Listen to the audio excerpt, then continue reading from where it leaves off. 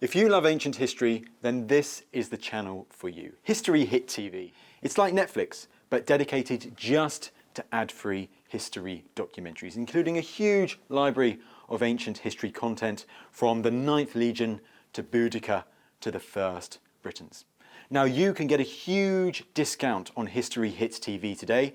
Simply check out the details in the description below and make sure you use code Odyssey on sign up. Anyways, on with the show.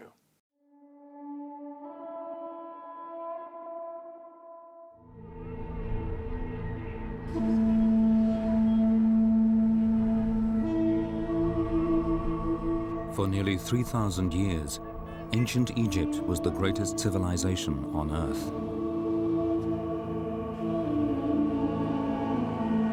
And in their temples, tombs, and artifacts, they left behind a beautiful and detailed record of their lives.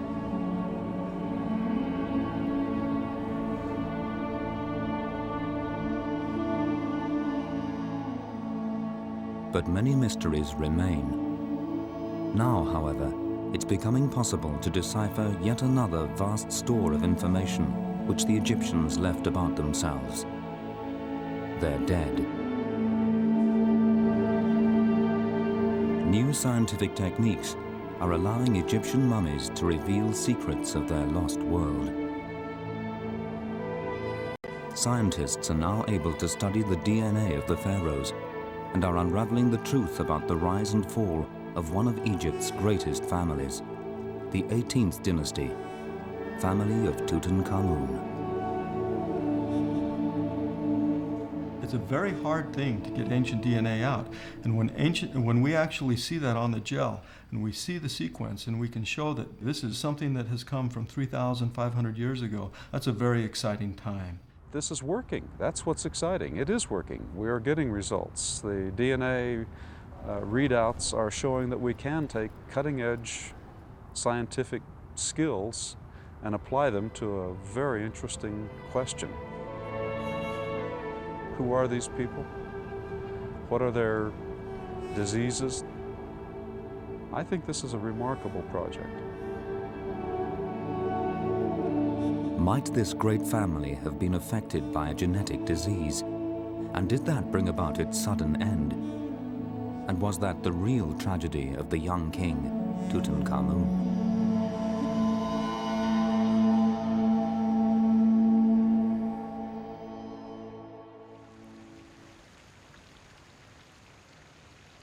The search for answers began with the extraordinary discovery that occurred in Luxor in 1922, and which changed forever the way the ancient civilization of Egypt was perceived. The discovery took place in the so-called Valley of the Kings. Beneath a pyramid-shaped mountain, this valley was where the pharaohs of the New Kingdom had been buried.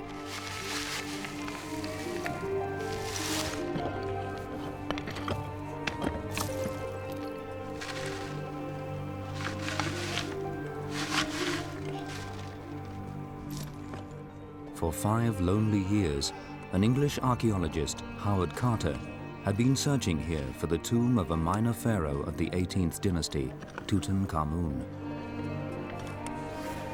Carter's hope was that Tutankhamun was so unimportant that his tomb might have escaped the robbers who over the millennia had stripped many of the tombs in the valley of their contents.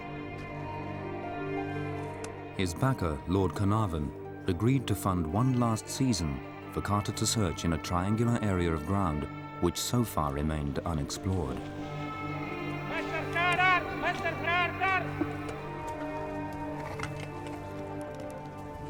Carter had only been digging for 2 days in early November when an unusual find was made. A step down into the sand.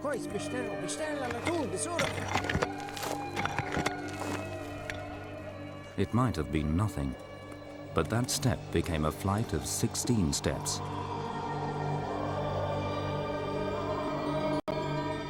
The flight of steps led to a corridor, and the corridor led Howard Carter to the most astonishing find in the history of archaeology.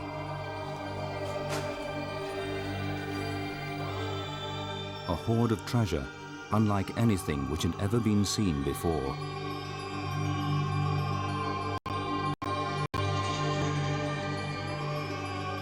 This amazing discovery focused attention for the first time on the little-known pharaoh who'd been buried here and on the fate of the dynasty that died out with him.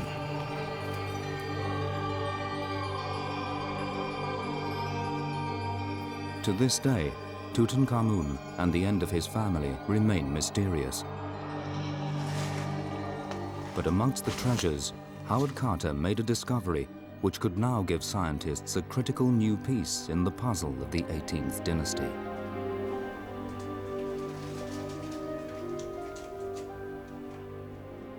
An unremarkable box contained 2 miniature coffins. And when Carter opened the coffins, he discovered 2 tiny mummies, the mummies of 2 unborn children. But who these children were, why they died, and whether their death might be linked to the end of the dynasty are questions which have never been answered.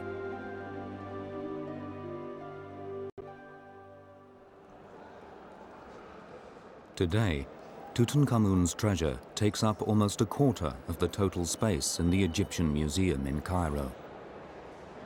Many of the exquisite pieces show tantalizing glimpses of the life of the boy king who came to the throne before he was 10 and died at the age of 18.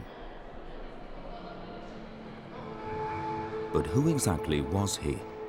And why did his whole family die out with him? The 18th dynasty is probably the most remarkable of all the Egyptian royal families. Ruling 1,500 years before Christ, in what's known as the New Kingdom, they carved out much of the Egyptian empire. Over a period of some 200 years, they used their growing wealth to leave some of the most splendid monuments ever built. What's known about them has been pieced together from engravings on tomb and temple walls proclaiming their achievements. From the great female pharaoh Hatshepsut to the warrior pharaoh Tutmosis III, these rulers were at the head of a state at the peak of its power. But with Tutankhamun, the family came abruptly to an end. No one knows why the dynasty died out, but the dynasty may have begun with a brother-sister marriage, and there has been speculation that the family had become dangerously inbred, as successive pharaohs also married their sisters. Now the rulers themselves could provide the answer. The Cairo Museum is home to more than 30 of the Egyptian royal family, including many from the 18th dynasty. Nasri Iskander, who's in charge of the mummies, has been moving them from their old boxes into new climate-controlled cases. It's provided a unique opportunity to examine the mummies and, for the first time, attempt to obtain their DNA. To have a tissue from more than 3,000 of years is not available any day. Once we are putting this in the new showcases, we're not going to touch it before 10 or 20 years. Dr. Iskander hoped that the DNA of the 18th dynasty pharaohs might help resolve some of the questions which still surround the dynasty. He invited 2 American scientists to Cairo to help. Microbiologist Scott Woodward and archaeologist Wilfred Griggs are 2 of the world's leading experts in the new science of ancient DNA. They come from Brigham Young University in Utah, which specializes in understanding genealogy. Working with other Egyptian mummies, the 2 had already shown that it's possible to extract DNA and obtain valuable information about individuals who lived thousands of years ago. There's been a lot of speculation about the genetics of the 18th dynasty. What was the level of inbreeding? How much brother-sister marriage did we really have? And did that cause a problem with the health of these individuals? Is that a reason why the 18th dynasty died out? Those are some questions that may be approachable using the DNA. Much of the family, spread over some 12 generations, was stacked in Nasri Iskander's laboratory, awaiting their new cases. but little has been known for certain about their exact relationships. And in this, there is two ladies, two queens, Ahmose Nefertari and Set Kamis, the two wives of Ahmose I. And also here, Scott and Wilfred were hoping that if, as well as the royal family, they could obtain the DNA of the fetuses found with Tutankhamun, then they could build up a complete family tree of the 18th dynasty. we have here Amenhotep III. Could this be Tutankhamun's grandfather? And we have there the intermediate brother between Akhenaten and... And who was this unidentified relative? The team were hoping that this mystery skull could provide an important clue about the end of the dynasty. This shadowy figure was thought to be closely related to Tutankhamun. Some had suggested it might actually be his father. If so, it was possible that he could provide a direct glimpse of the genetic defect which might ultimately have brought down the dynasty.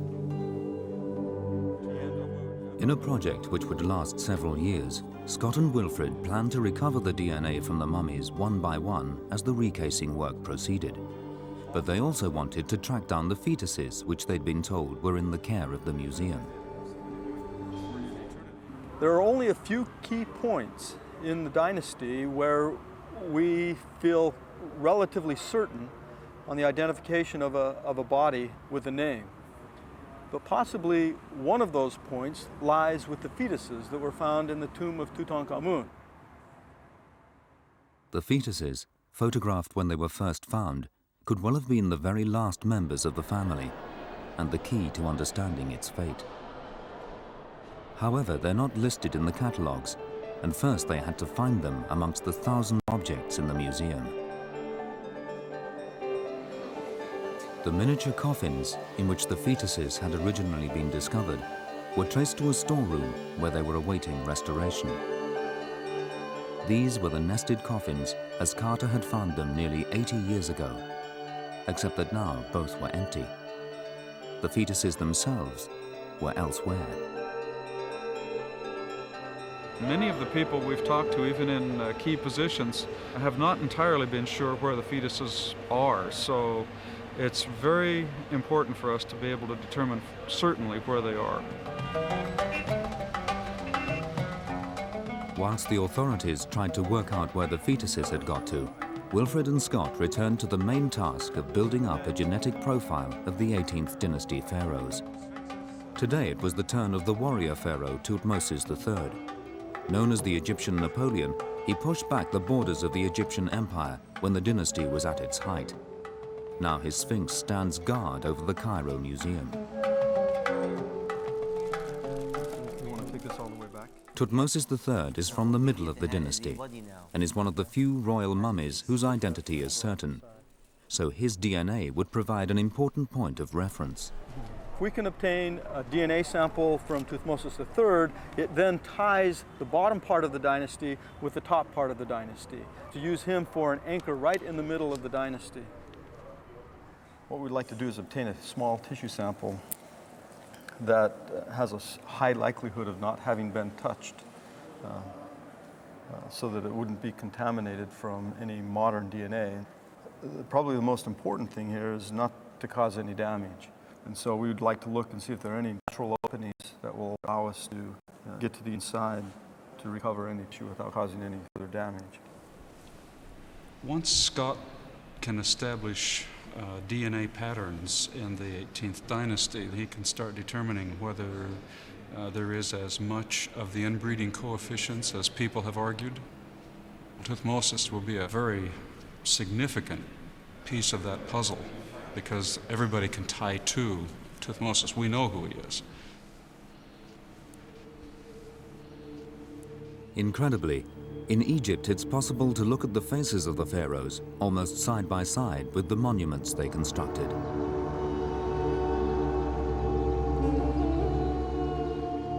Large sections of the enormous temple at Karnak in Luxor were built by Thutmose III more than 3,000 years ago. This gateway celebrated his conquests as he expanded the Egyptian empire from the Black Sea to the Sudan.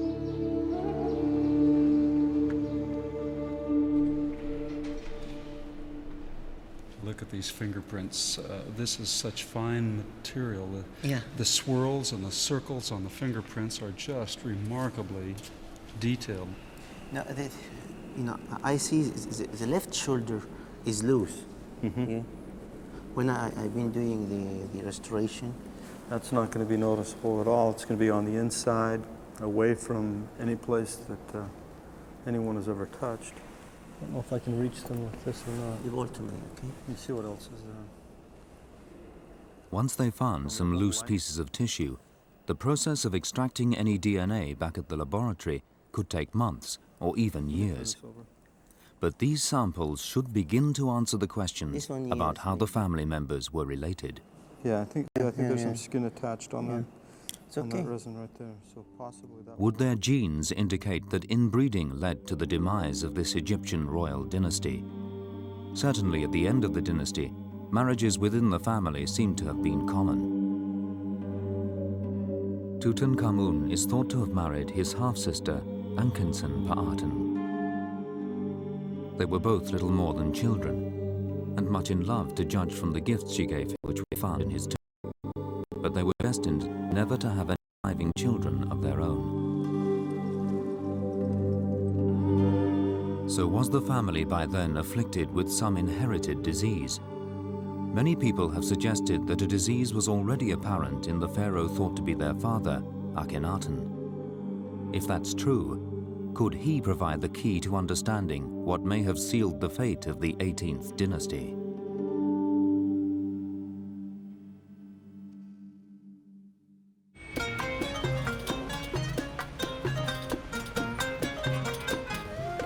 In Cairo, the quest for the DNA of Tutankhamun's family continued in the hunt for a disease which may have brought about the end of the dynasty.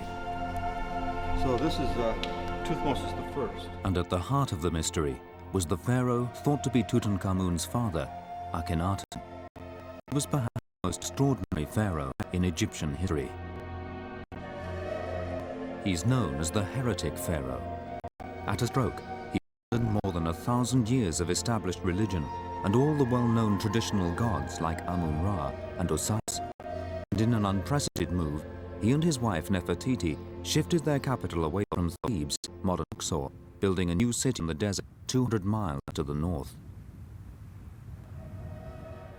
At the same time, he threw away 1,000 years of tradition in the way Egyptians represent themselves, transforming the style of Egyptian art. The scenes and figures became far more intimate, also strangely stylized, especially Akhenaten himself. Akhenaten is always seen as a deformed individual, as an elongated head with a long chin and a misshapen cranium. He has flared hips that are very feminine.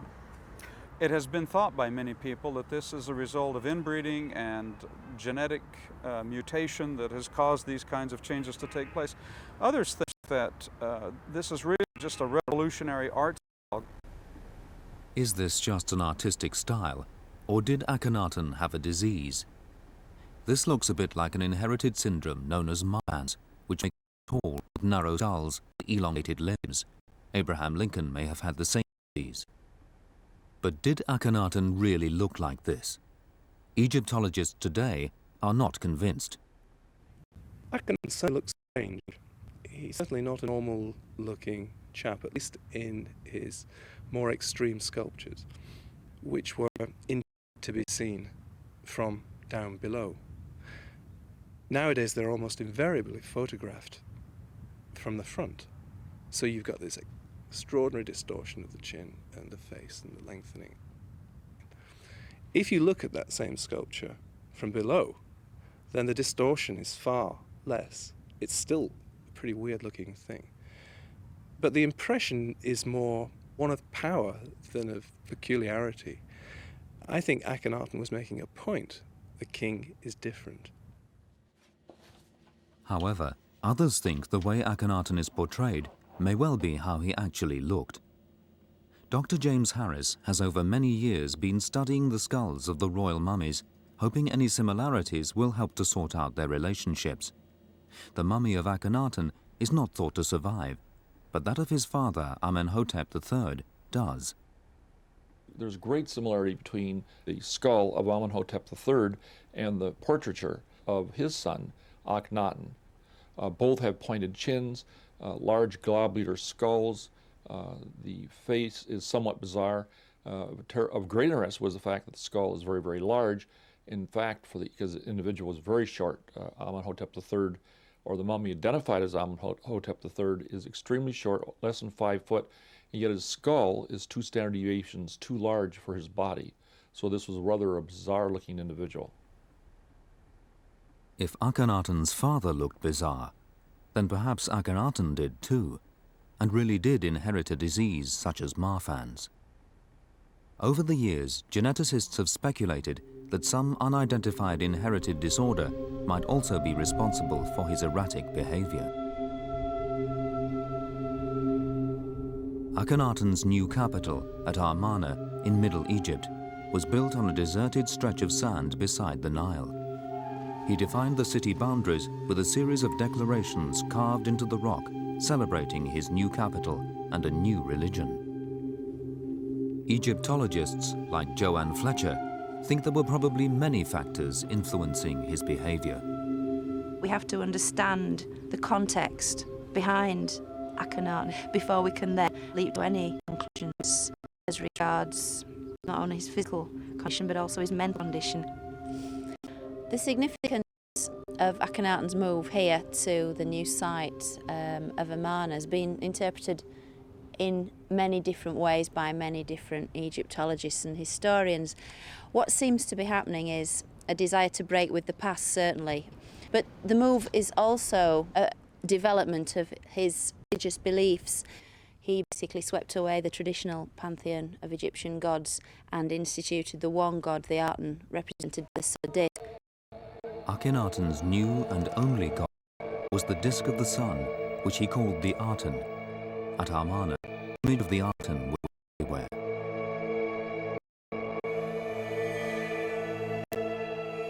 Yet other scenes in the tombs emphasize that he was no benevolent religious recluse, as has been suggested in the past.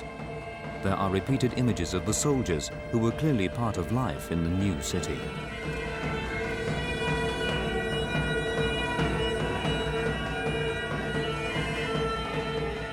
There is a definite strong military presence in Amarna, which can be seen in the artistic representations and also military patrol tracks still to this day circle the site of the former city. Far from being this kind of great benefactor of his people, he might be seen by some as some kind of dictator almost. But speaking personally, I'd just be very wary of suggestions that Akhenaten was suffering from one of several physical conditions. It may be only through the family's genes that the question of Akhenaten's possible disease can be settled. Records indicate that Akhenaten and his chief wife, Nefertiti, had 6 daughters. It was the 3rd daughter, Ankhensen-Pa-Aten, who was destined to become the wife of Tutankhamun. She was a year or so older than him, and there's evidence that Tutankhamun was also born in Amarna, the son of Akhenaten and a favorite secondary wife. We hope that getting the DNA of these ancient people will be one way of getting at the issue of whether or not the Amarna period is really the result of excessive inbreeding or genetic mutation that would have been passed on in the family. What made Akhenaten so different?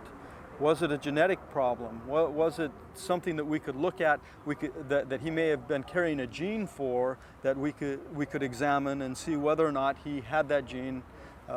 Likewise, what about Tutankhamun? What about the fetuses? Did that gene continue on through the next 2 or 3 generations? Those are specific questions that we can look at with the DNA. But obtaining the DNA of Akhenaten or his immediate family is easier said than done. Later dynasties attempted to remove all traces of the heresy. One of the few bodies known to have survived undetected in his tomb is Tutankhamun, and of course the two fetuses found with him.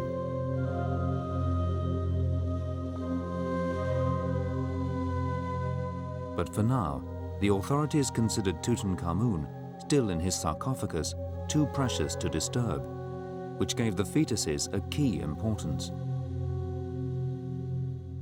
The team suspected that some inherited metabolic disorder might have caused the stillbirths, and even explained some aspects of Akhenaten's strange behavior. So the fetal DNA could establish if the family was affected, and if that might have led to the end of the dynasty.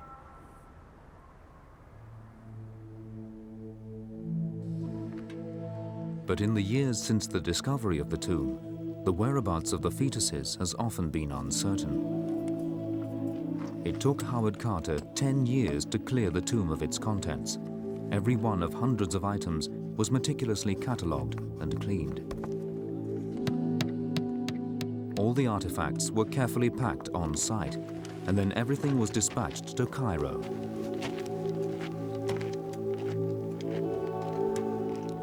Box 317, with its 2 miniature coffins, was duly noted and examined.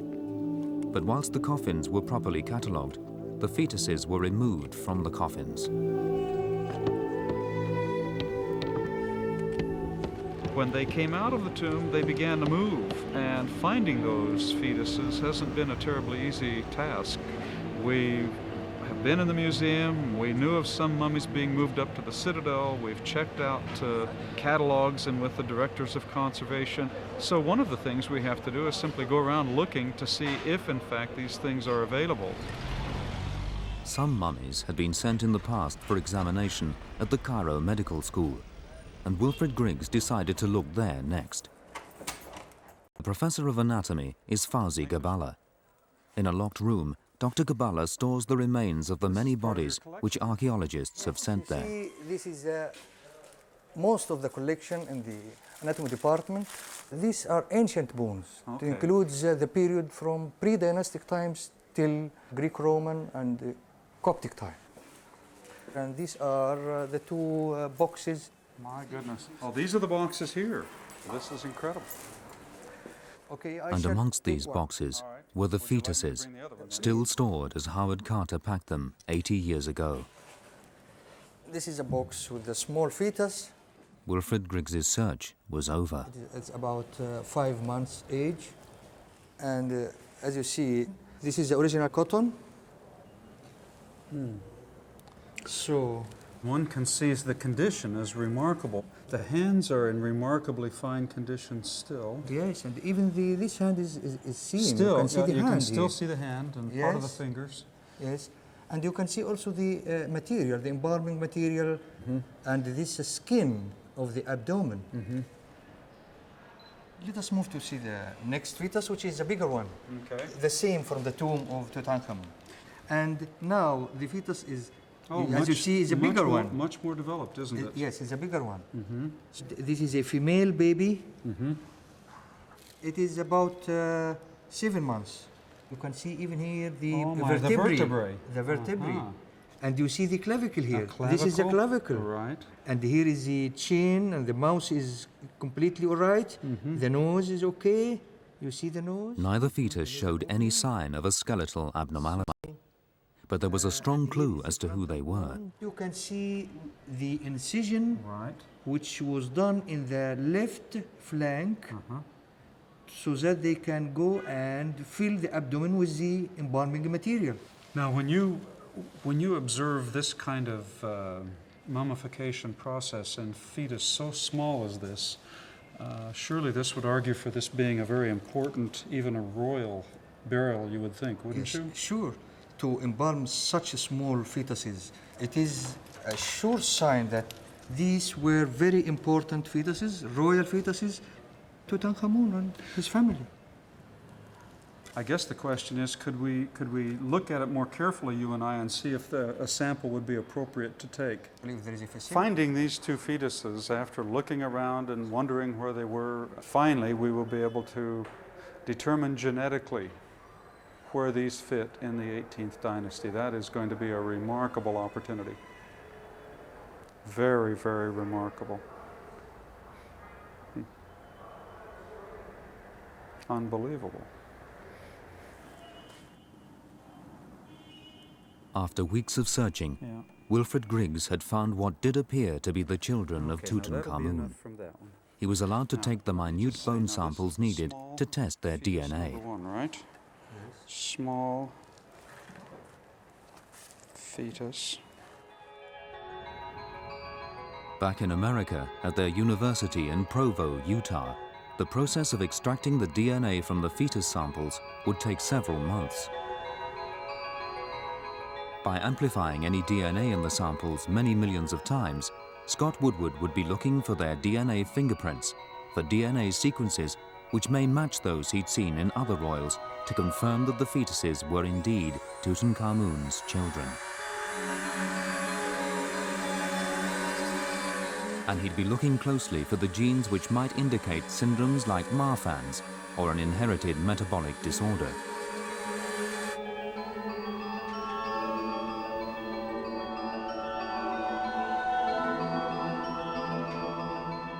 But whilst the search for the fetal DNA was underway, there was another strong lead they could follow in their attempts to understand what may have brought about the end of the dynasty: the mystery body in the Cairo Museum.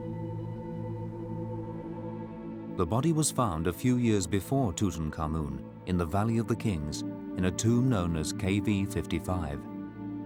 Amongst the wreckage in a tomb which later generations had clearly sought to destroy was a solitary coffin. The appearance of the coffin showed it belonged to a member of the Amarna royal family, and when it was found, it was thought to be Akhenaten's mother, Queen T. But on the coffin, all means of identification had been removed. The face of the owner, the cartouches with the name, had all been hacked away. And after examining the completely decayed mummy inside, anatomists suggested that the body was not that of a woman at all, but a man. So who was it? If he could be identified, it might provide some direct evidence about the end of the dynasty. Some people had suggested it might be Smenkhare, a little-known pharaoh who apparently ruled for a few years alongside Akhenaten and before Tutankhamun. But whoever the shadowy figure was, he must have been a close relation of Tutankhamun's.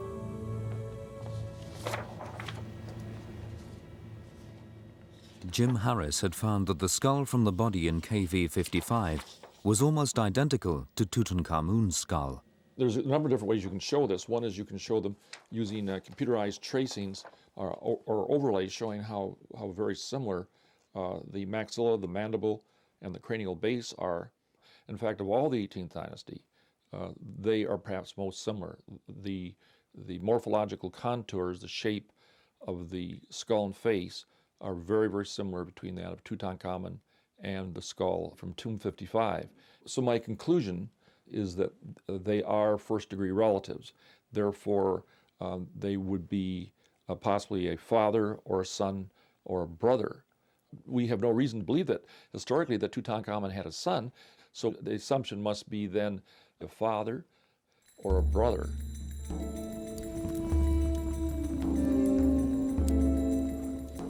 So was the mystery pharaoh Smenkhare an older brother of Tutankhamun?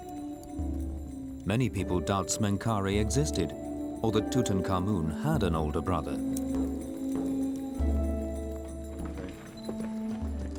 But if the pharaoh found in tomb KV-55 was either Tutankhamun's brother or father, then could the body in fact be his father, Akhenaten himself?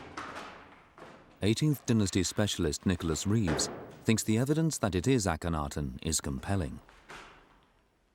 If you look at the layout of the tomb to begin with, this layout is exactly paralleled in the royal tomb at Amarna. Queen T was buried on this side. Akhenaten himself was buried on that side. We look more closely at the inscriptions on the coffin, and although the cartouches have been cut out, the epithets which survive describing the king are epithets used only by Akhenaten himself, not, so far as we know, by any other king. So, two possible pieces of evidence which might link the body with Akhenaten. However, we've got more evidence than that, because scattered around the body were 4 clay bricks, at least 2 of which were inscribed with the name the Osiris King Neferkhepru-Re Wayan-Re, the prenomen of Akhenaten himself. From an archaeologist's point of view, this body can belong only to one person, and that is Akhenaten himself. Was the body from tomb KV55 none other than the heretic pharaoh Akhenaten? Or was it, after all, an older brother of Tutankhamun, who ruled briefly as the pharaoh Smenkhare? If this was Akhenaten, then questions about appearance and heritage could be answered directly.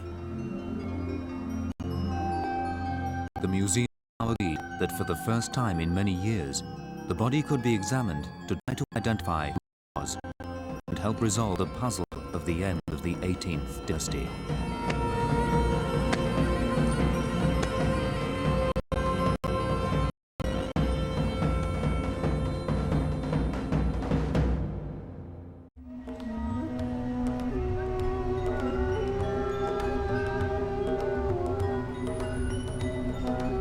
In Cairo, the authorities had agreed the body from tomb KV55 could be re-examined in the attempt to determine who it was, and perhaps identify a disease which may have brought the 18th dynasty to an end. Joyce Feiler, one of the UK's leading physical anthropologists, was invited to take another look at the body. Who was this pharaoh from the 18th dynasty, whose skull bore such a strong resemblance to Tutankhamun's that he was likely to be either his father or his brother? Between these 2 skulls here, on one like this, then we are very close, within maybe 15%. Very elegant, a long sort of shape, isn't it, in both skulls? The man who pointed out the 2 were closely related, Jim Harris, had taken part in the last detailed study of the mystery body 10 years before. Everything depended on his age at death. If he was Tutankhamun's father, Akhenaten, he would have been about 35 when he died, having completed Egypt's greatest revolution. If he died before his early 20s, he was young enough to be Tutankhamun's brother. And our conclusion was, after doing really quite a robust study of the entire skeleton, using a number of different indexes, that he was approximately between the ages of 30 and 35 when he died. Jim Harris's conclusion had supported the belief of a growing number of people that this was the body of Tutankhamun's father, the heretic Akhenaten. Since, the science of forensic pathology has moved on. Joyce Feiler's main task was now to redetermine that all-important age at death. If Jim Harris's group were right, and this was a man in his 30s, then the evidence that it was Akhenaten would become overwhelming. But first she wanted to check it really was a man, and if there were any of the telltale signs of Marfan's or some other disease. As you can see, it's quite a small area. This is a very male angle. It's clearly male. Would you agree? I agree with this. A male. There is no sign of disease as such. And it's quite clear that this skull is actually normal. It fits into the normal place. Joyce Feiler is an acknowledged expert in bodies from different parts of North Africa. And whilst she concluded this was a man and that he appeared completely normal, she very soon had doubts about the age. This has only fairly recently erupted. If this had been erupted for quite a few years, you would expect an awful lot of hair on that tooth, a medium amount on that tooth, and very little on that. But there is absolutely no wear, and it is pointing to a younger person. I would say even early 20s at the moment, but as you know, Nasri, we have to look at the whole skeleton, at all the different biological features. So, shall we look at some more aging? Now, it's interesting that we can see here, on the end of the bone, can you see this line here? Well, yeah. Yes, where your thumb is, absolutely. Again, this is a suggestion of the end of the bone fusing on to the main shaft of the bone. Again, I'm veering towards between 20 and 25. Possibly, certainly by the teeth, I would even go sort of younger than that. As people age, some of their cartilage hardens and fuses to the bone. The external and internal signs of this fusion are critical to determining the age at death. And it does tend to confirm what I suspected before. On the outside of the pelvis here, there was a suggestion on the external or outside part of the bone that the bone was just fusing. And the X-ray shows quite clearly on the internal structure here, you can actually see a slight line. And it seems to match with the fusion that we have on the long bones. They fuse between something between 18 and 25. So this is fused, but it hasn't quite obliterated. You can see internally. So again, I think it points to somebody perhaps no more than mid-20s, in my opinion. Joyce Filer's unambiguous conclusion that this was a young man meant that it couldn't be Akhenaten. Combined with the other evidence, it suggested that Tutankhamun did after all have an older brother, and that ruling alongside his father Akhenaten, he was briefly the pharaoh Smenkhare.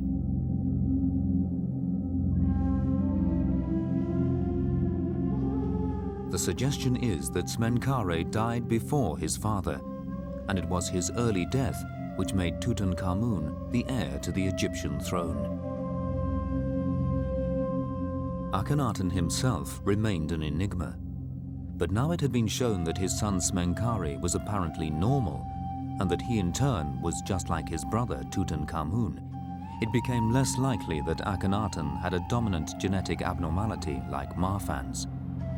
But other recessive genetic syndromes, such as metabolic disorders, remained a possibility, and conclusions about the end of the dynasty would have to come from the genes. And in Utah, they were beginning to get answers. The fetuses from Tutankhamun's tomb had started to yield their secrets.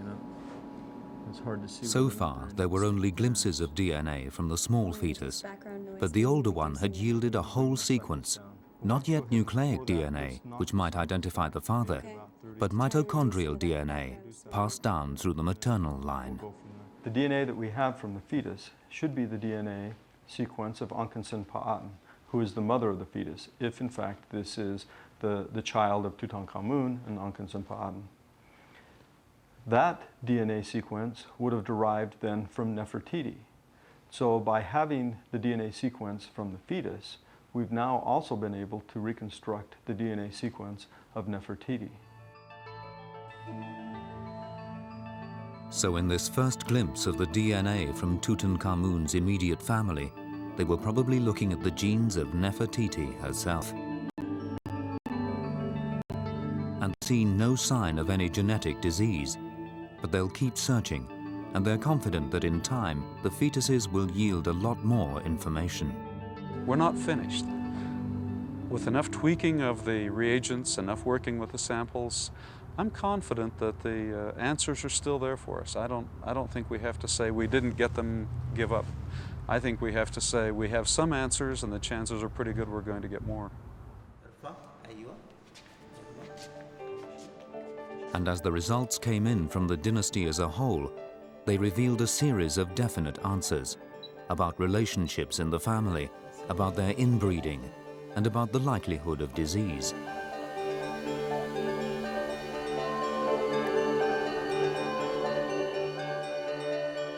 The dynasty, they confirmed, began as it ended, with a brother and sister marriage.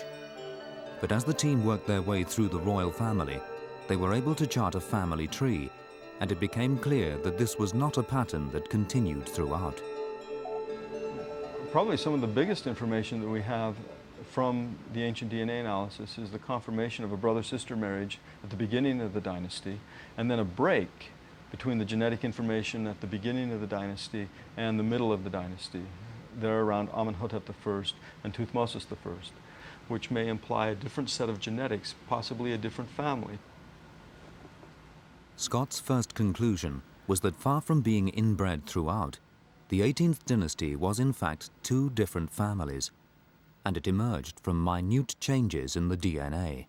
This is an example of a difference in the DNA sequence that allows us to make the statement that we have a break between the beginning of the 18th dynasty and the middle part of the 18th dynasty. Here we have in Amenhotep I a C and a C that follows right on top of it. Now as we look at Thutmosis I, over here, we'll see a C, and there's nothing on top of it. But in fact, it moves over and it's a T. So we have a CT in Thutmosis I, whereas in Amenhotep I we had a C followed by another C. That's all that it takes to demonstrate that these do not belong to the same maternal line. And as Scott looked more closely at the DNA sequences, clarifying exactly who was who, he was able to give other specific answers about the lineages between brothers and sisters. So there is inbreeding at the top of the dynasty. But as we move down to the next generation, it seems to be essentially erased because we have new genetics coming in through the mother. Then we have other places in the dynasty, down near the end of the dynasty, near Tutankhamun, where it looks like there is inbreeding again.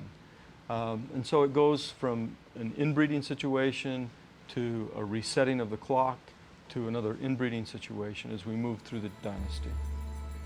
And so we don't have an absolute inbreeding situation going on all the way down through the dynasty.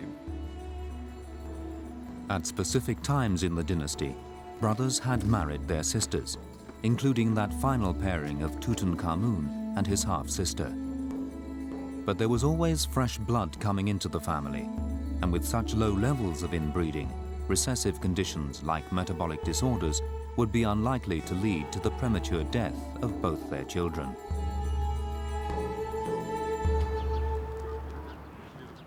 With the first results now coming in, Nasri Iskander had followed the samples from the royal mummies and come to Utah to see and hear for himself about conclusions which are providing a completely novel view of the 18th dynasty. Seqenenre Tao II is often considered to be the end of the 17th dynasty, Ahmose I, the beginning of the 18th dynasty. I think DNA evidence shows that these are probably father and son. Therefore, I would argue that they belong in the same dynasty. No, we can only complete this part of the family when you see all the sons coming out.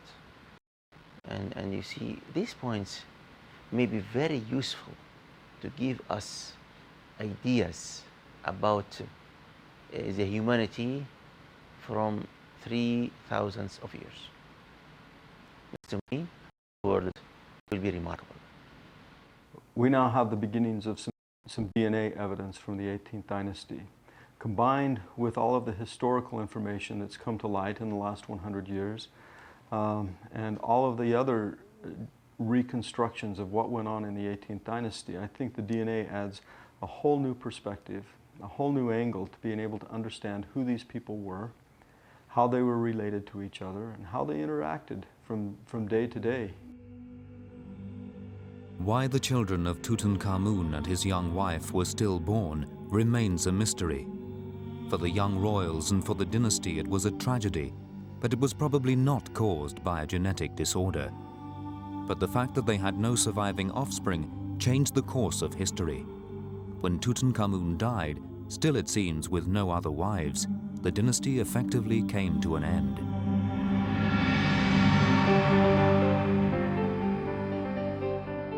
Had the children of Tutankhamun lived, the common soldier Ramses I and the triumphalist military dynasties he founded might never have ruled. Artistically, it was the end of a golden age.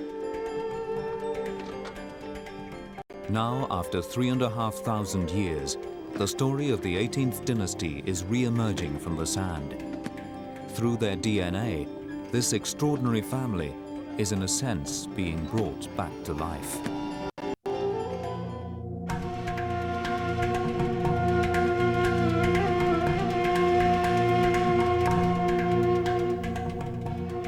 tombs that ancient Egyptians prepared for their deaths, they left a record of how they lived more than 3,000 years ago.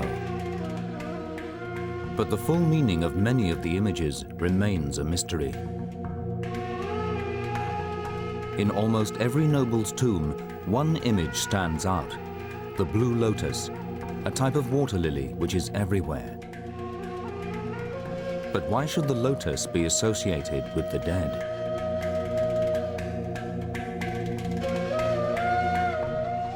Late in 1999, scientists in Manchester began a series of tests to uncover the secret of the lotus. They were looking in part at the flower itself.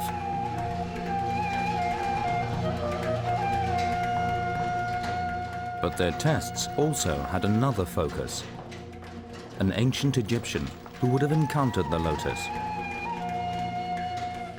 A mummy, 3,000 years old.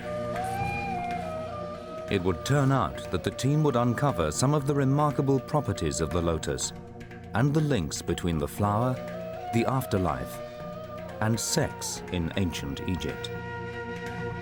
People had looked at the pictures in the tombs, and they predicted certain things, but we've actually got evidence now. Now the speculation can be laid to one side and we can actually go after the hard evidence, the proof, and discoveries such as this are very, very important.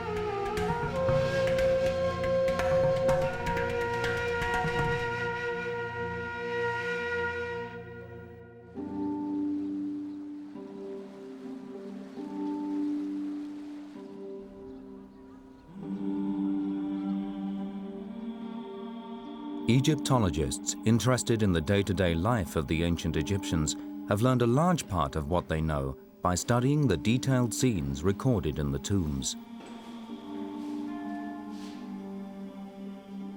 But these images are not a way of remembering the lives of the departed. They're intended to promote the tomb owner's chances of rebirth and well-being in the afterlife. After death, they believed these scenes would become real. Ancient Egyptian tombs are not sterile. They aren't places just to put the dead and leave them in a pretty little tomb. Far from it, they're kind of powerhouses. They acted as generators in which everything placed in there, it wasn't done on a whim, it was done with a purpose. The equipment, the tomb scenes and so forth, they all literally scream out life. It's encouraging the dead to live. They're just exhorting the mummy, live again. But not all the scenes are quite what they seem. Artifacts found in tombs make clear that rebirth also involved procreation and sex. Mummies were buried with little fertility dolls to symbolize rebirth.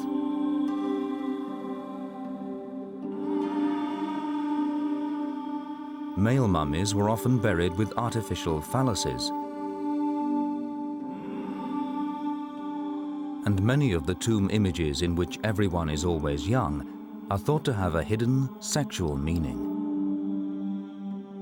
The depiction of sex was quite, not quite hidden, but coded almost. It's as if it's a secret coded language that was used. There's still a considerable way to go before we understand all the subtle nuances, because the ancient Egyptians were, if anything, rather subtle people when it came to portraying such a volatile and potentially dangerous act as sex. One of the most common images in the tombs is the blue lotus, but its significance has never been fully understood. Might the lotus also be a sexual symbol of some kind?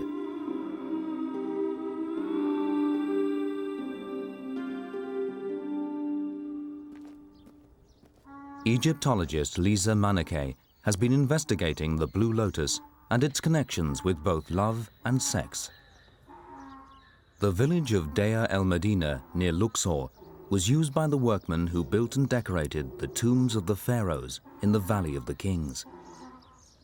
But they also produced one of the most infamous of Egyptian drawings, a papyrus which added a new dimension to the symbolism of the lotus. The people in this village were quite gifted craftsmen. Among the interesting drawings that we do have from this place is the famous Turin Papyrus. I think it is a very interesting piece of early pornographic literature. It's not kind of continuous story about what went on a wild night in Deir Medina, but it shows various couples having intercourse in various fashions. There's a scene showing a woman sitting on a stool with a man facing her with a huge phallus and a lotus flower balancing on top of her head.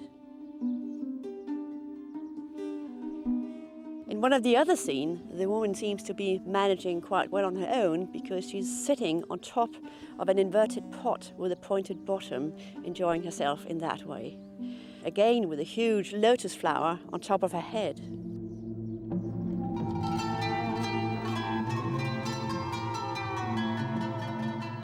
Was this connection between the lotus and sex a clue to the role of the lotus in Egyptian life? Was the lotus more than just a symbol? Lisa Manike thinks so, and she has also tracked down another clue.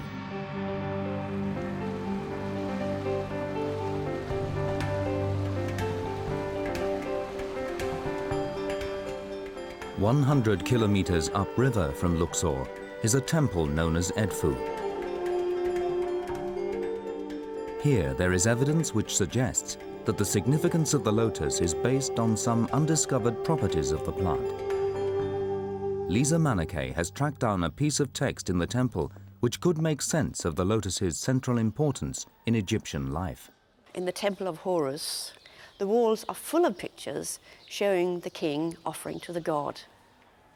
Quite often he would offer a lotus flower, but the accompanying texts suggest that the lotus may have had narcotic properties.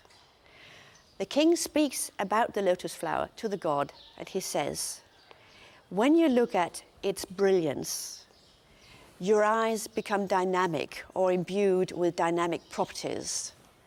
When you breathe in, your nostrils dilate." And I think this is a very good description of a person sniffing narcotic substance. Lisa Manike is sure that this explanation of the effect of the lotus on the gods also reveals how the Egyptians used it themselves, that it was a narcotic or a stimulant of some kind. There are hints in the tomb paintings that this is true. Here too, the lotus is often being sniffed.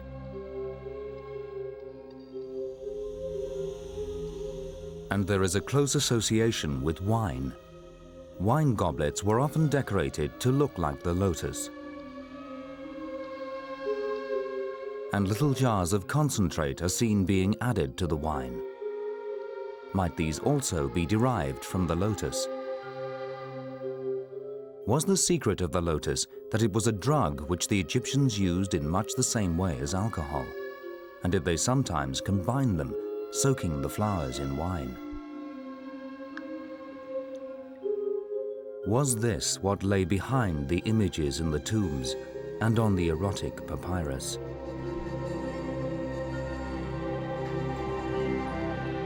In Manchester, they now plan to find out.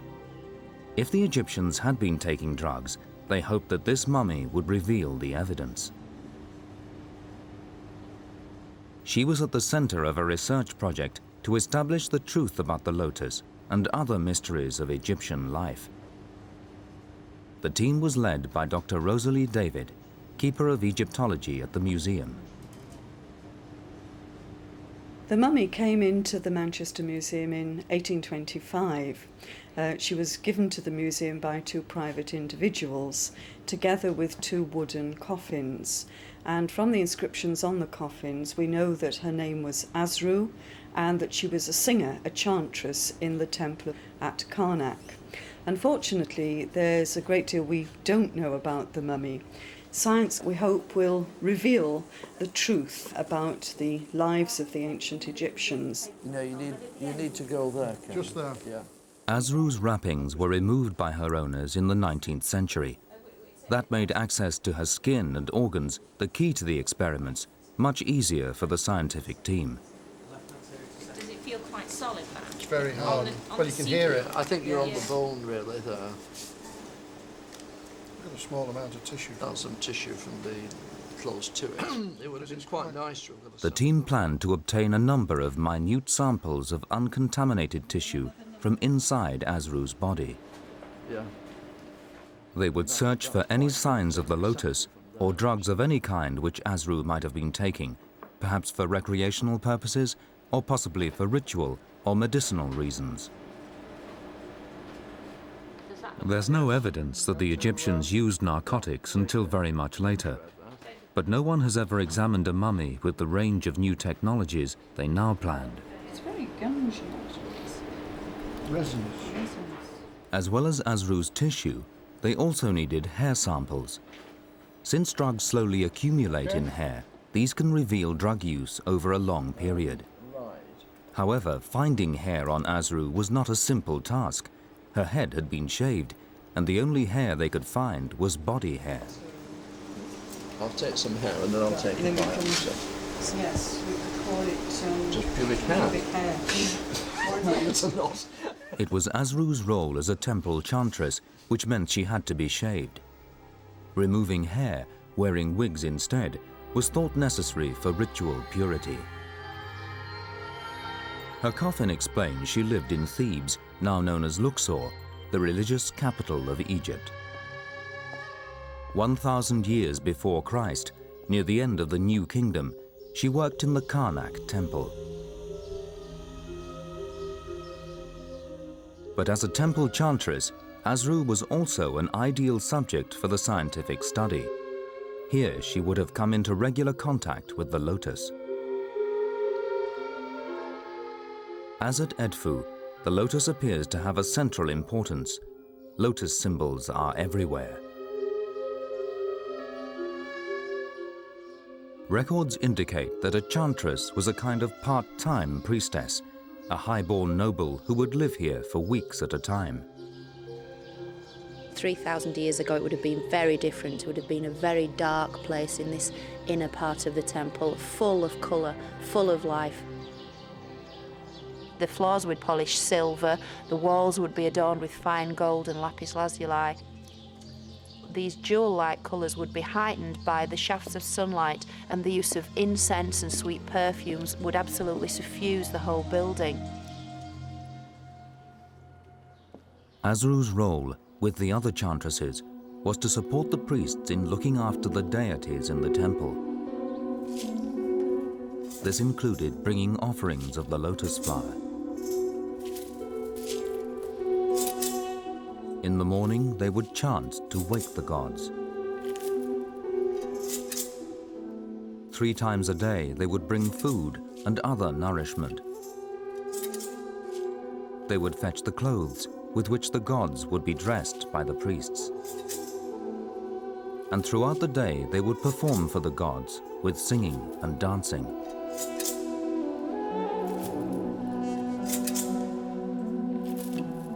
Once the god was awoken in his shrine, then this divine spirit had to be placated and entertained. And was it only the gods who were being offered the lotus? If the lotus was a stimulant, might the chantresses have used it too for their energetic dancing? You do manage to get an idea of the vigour that many of these rituals would be performed with. We have back bends, back flips. You see the long wigs hanging down beneath them. And we can see here a very, very lively scene. These female dancers really shown in an energetic pose. And so music and dance were performed, incense was burnt, perfumes were offered. But whether the chantresses and other ancient Egyptians were also using drugs is a mystery which remains to be resolved.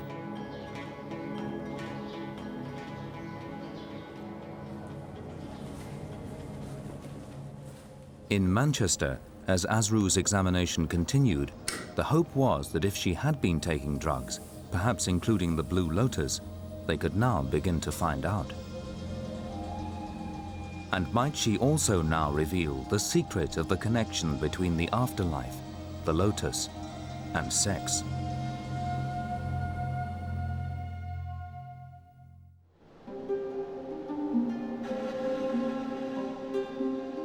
In Manchester, the detailed examination of the mummy Asru was underway. They hoped to discover if the ancient Egyptians used drugs like opium and cannabis, and in particular, the blue lotus.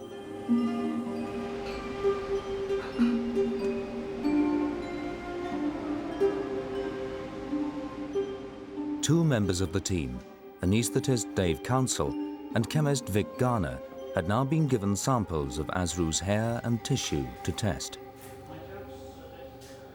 The evidence for drug use in ancient Egypt, on the whole, is controversial. But it would seem unlikely to me that if the ancient Egyptians had access to these powerful plant drugs, that they wouldn't have used them. But which plants might they have used? The team planned to take advantage of the newest technology to try to find out. Asru's samples were to be analyzed using an extremely sensitive form of mass spectroscopy, which breaks the sample down into the molecules it contains. We've had a look at this sample of hair. The test requires only a minute specimen. This is the Asru hair and scalp sample. There's some very fine pieces of hair in there. The team looked at various types of her tissue and at individual hairs.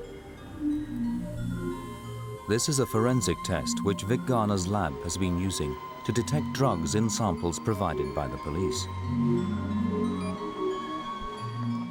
Asru is the first mummy that he screened. And her samples revealed an enormous range of substances, from plant oils to henna, with some chemicals still to be identified. And we found lots of compounds in there, but none of these narcotic compounds. It is possible that we may find compounds that may arise from plant material as well, and that's what's going on at the moment. Asru appeared free of any known narcotics, but perhaps if the blue lotus was being consumed, it actually contained something else. The time had come to take a closer look at what was really in the flower.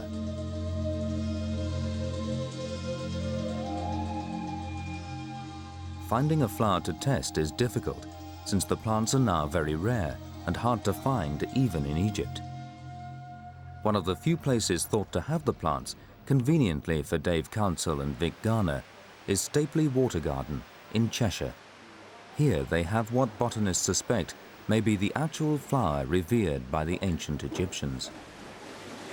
Oh, looks a bit slippy in here. I'm going to have to be careful, I think. What's the temperature like down there? I'll tell you in a sec. It's very pleasant, really. It's quite warm. There's no crocodiles in here, are there? I hope. Might be cryptosporidium, but... You're going to pass me the secateurs? Thanks. So shall we take these two then, Vic? Yes, but don't touch the petals. If you hold the stem carefully. 25 years ago, American researchers thought they had detected a form of narcotic, an alkaloid, in the lotus. But that work has never been repeated. I've never got to sniff a fresh one, so I think this is about as fresh as it gets. So it's quite a nice fragrance, actually. It's very nice. What does it smell of? I suppose the nearest thing I think it's a bit like bananas, really, but it's quite pleasant. It's quite pleasant. I'd be very interested to know how long the perfume lasts. I wouldn't smell it for too long, though, Vic, because the ancient Egyptians, one theory is that they used to get high from sniffing it. The blue lotus obviously contains something in there. It must be something more than just the appearance of the flower. It must be perfume. It may be that there's some material in there that has a physiological effect. They decided to test both the chemicals found in the flower itself and in the flower's perfume. They were looking for any substance which could give the flower the effects of a drug. What they actually found was completely unexpected. Ah, right, okay, so we're getting a lot of noise and no real peaks. So on the basis of that, you would say that there's no material corresponding to that particular alkaloid. There were no signs of any narcotic, but they made their first important discovery. really we're seeing phytosterols. These were phytosterols, plant steroids, which often have powerful medicinal effects. And then as they looked more closely, they made a breakthrough. We kept on with our analyses. We've used a different type of analysis and we've found some material that could have an effect. This is now very exciting. A different type of liquid-based mass spectroscopy was able to detect molecules too big to show up before. What they found were substances called bioflavonoids. These are chemicals which are responsible, amongst other things, for the coloring of plants, but they're also known to have important uses as drugs. And in the lotus, there were 3 bioflavonoids. It was the combination of all the chemicals they'd now found which might give the lotus powerful physiological effects. Combing the literature, they looked for other plants with a similar chemical makeup, and it was the 3 bioflavonoids which proved the key. They're very common in the plant kingdom. They're responsible for a lot of colours and so forth, but they also occur in a lot of preparations that are used to this day, like ginseng and also ginkgo biloba. Ginkgo biloba is a leaf extract now widely used to stimulate blood flow and improve mental alertness. And when they analysed it, the results were startling. When we compared the data from the ginkgo extract and the blue lotus extract, we found several points of similarity.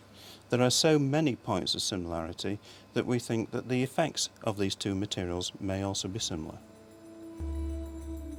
The health benefits of ginkgo have been known about for centuries, so might the Egyptians have used the lotus in a similar way? Was this why they might have soaked the flowers in wine?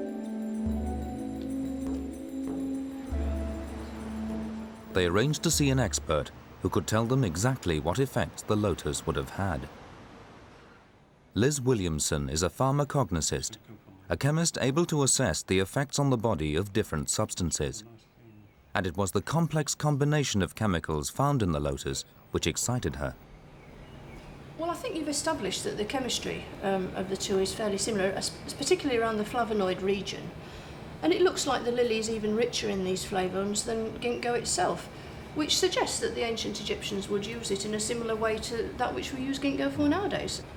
And we are using ginkgo for a lot of different conditions, but the main ones are probably for age-related deteriorations.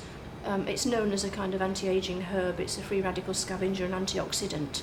And it's particularly been shown to be useful in mild Alzheimer's and memory dysfunctions and various conditions where blood flow is at fault, so with migraine, tinnitus and so forth, and even that would even involve the sort of Viagra-like effect, which would be just as important for women as men. And it looks like we have, great similarities.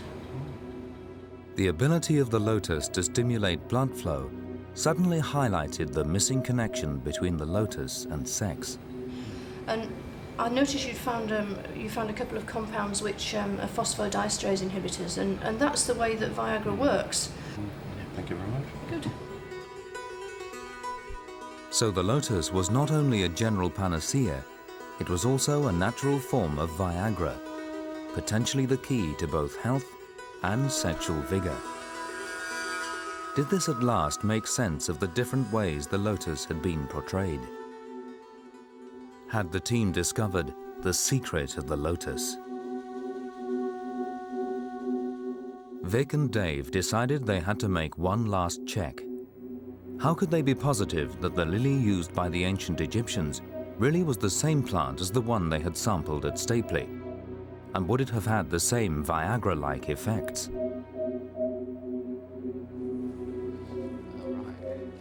At Kew Gardens, in addition to their collection of modern water lilies, they also have priceless samples of the Egyptian blue lotus itself, dating back to the pharaohs. They agreed that Vic and Dave could take a sample. The ones that we've been looking at. Much rounder, isn't it? Much rounder. In the grounds, they passed one of the oldest ginkgo biloba trees in Britain. Botanically, this seems a very long way from a water lily. Did the blue lotus of ancient Egypt really have the same properties? You can see why it's called biloba. Yeah, the two lobes and the leaves, really. And you see it's a very leathery leaf. Yeah, very old plant supposed to be, isn't it? A bit of a throwback. Well, you actually see things like this in Carboniferous fossils. Yeah, yeah. Can you smell anything on it? No, doesn't really smell much, does it? In Kew's underground archive are thousands of dried specimens collected from all over the world. Egyptian specialist Nigel Hepper led them to flowers and wreaths which had come from Egyptian tombs. One with the blue water lily. There's not much doubt about that, is there? That's No, fantastic, it's been taken off the one underneath and the remounted. petals, they're absolutely exact. That's from the coffin of Ramses II. Right. Now, it's the other one here, in another drawer. This is the one that we probably can use. This is from Hawara. It's excavated by... When this wreath was first assembled, it would have been a colourful arrangement of blue, yellow, white and green. Now it needed the eye of an experienced botanist to identify the blue lotus amongst the dried petals. We can't use any that's actually still fixed in the wreath, but there are some here. Yes, look, there's a nice bit. Oh, lovely, yeah. And I'll put it on there. We don't want to take any more than necessary, really, so Right. we can just trim a small amount There's off. a pair of forceps. Off there. Lovely. Thank That's you very great. much. There's the Kew sample. Thank you very much, yeah. Back in the lab, they could now check if the flower of the pharaohs really had the same chemical fingerprint as the modern plant they'd tested. You think you got enough there for the experiment? Yeah, I can get good results out of 1 milligram of sample. You can get any results, that would be very useful. And when they compared the ancient petal from Kew with the modern petal from Stapley, even they were surprised at the match. This is the trace for the Stapley petal, the modern petal. This is the trace from the Kew petal, the old petal, 2,000 years old. And what we're looking at here is the profile of the phytosterols. And look how similar the profiles are. 2,000 years different, and yet the profiles of these phytosterols, these biologically important materials, are practically identical.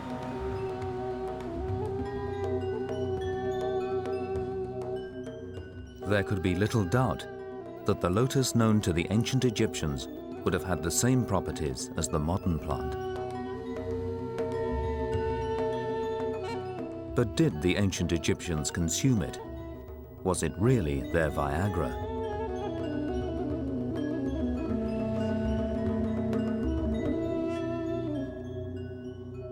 They began the hunt for the telltale lotus fingerprint in tissue obtained from Asru. To date, they've found nothing certain, but some unidentified peaks could be byproducts of the lotus. And the discovery that the lotus has Viagra-like properties has already given a new significance to the many images of the flowers seen in Egyptian tombs. The images of the lotus now fitted perfectly as part of a complex sexual code which Lisa Manakay has been deciphering. A code which highlights the importance of sex as the key to rebirth in the afterlife. To be reborn was something that the ancient Egyptians were really obsessed with. And that means that sexuality has a very large part to play in this. For instance, the persons are all in their best age, their reproductive age, and often they are very scantily clad or their garments are quite transparent. Also, scent is very important. Scent underlines sexual matters in all civilizations, and the people here are being anointed with costly oils and perfumes, and they even have lumps of the precious scent placed on top of their heads to show us and to show the other ancient Egyptians how nice they all smelled. And now it seemed that the lotus too, the most common image in the tombs, could also symbolize sex. They wear lotus garlands around their necks, Some of them would have lotus flowers decorating their hair. They hold lotus flowers in their hands. The lotus flower is all over the place. As a sexual symbol, the lotus could become the key to an extremely elaborate sexual code. There are lots of plays of words from word to picture and picture to word. For instance, there's a very interesting play of word on the word to ejaculate, seti, and the word to pour. And incidentally, the word for scent is written with the very same three letters, S-T-I, seti. So all this underlines the sexuality of the scene. For the dead, the lotus would stimulate rebirth just as it would be a sexual stimulant for the living. It's a very interesting discovery and does have significant ramifications in our understanding of why the ancient Egyptians used the lotus, the image of the lotus, so frequently. And it's interesting now to point to something and say, this is obviously where it began. This is one of the means by which they made themselves happy.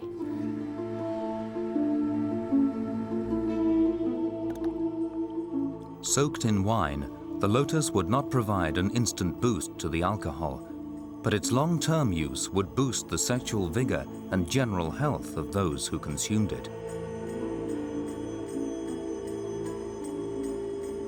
I think we really have got to the key for the use of the blue lotus, and in my opinion, the blue lotus was not used as a source of narcotics. I think it was used for its beauty, for its perfume, and if it has the added advantage of giving you a feeling of well-being when you drink an infusion, an alcoholic infusion of this flower, well, that's everything that the pharaohs needed, really, isn't it? And might the importance of the lotus have also derived from its properties as a panacea against disease? Was the truth that illness was in fact widespread in ancient Egypt?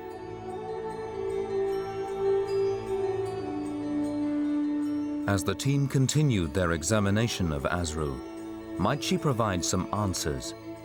A glimpse of the reality which lay behind the images of healthy young people in the tombs.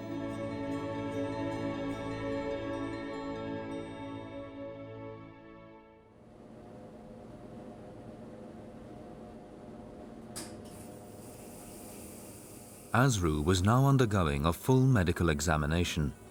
It was part of the team's attempt to establish the truth about disease in ancient Egypt.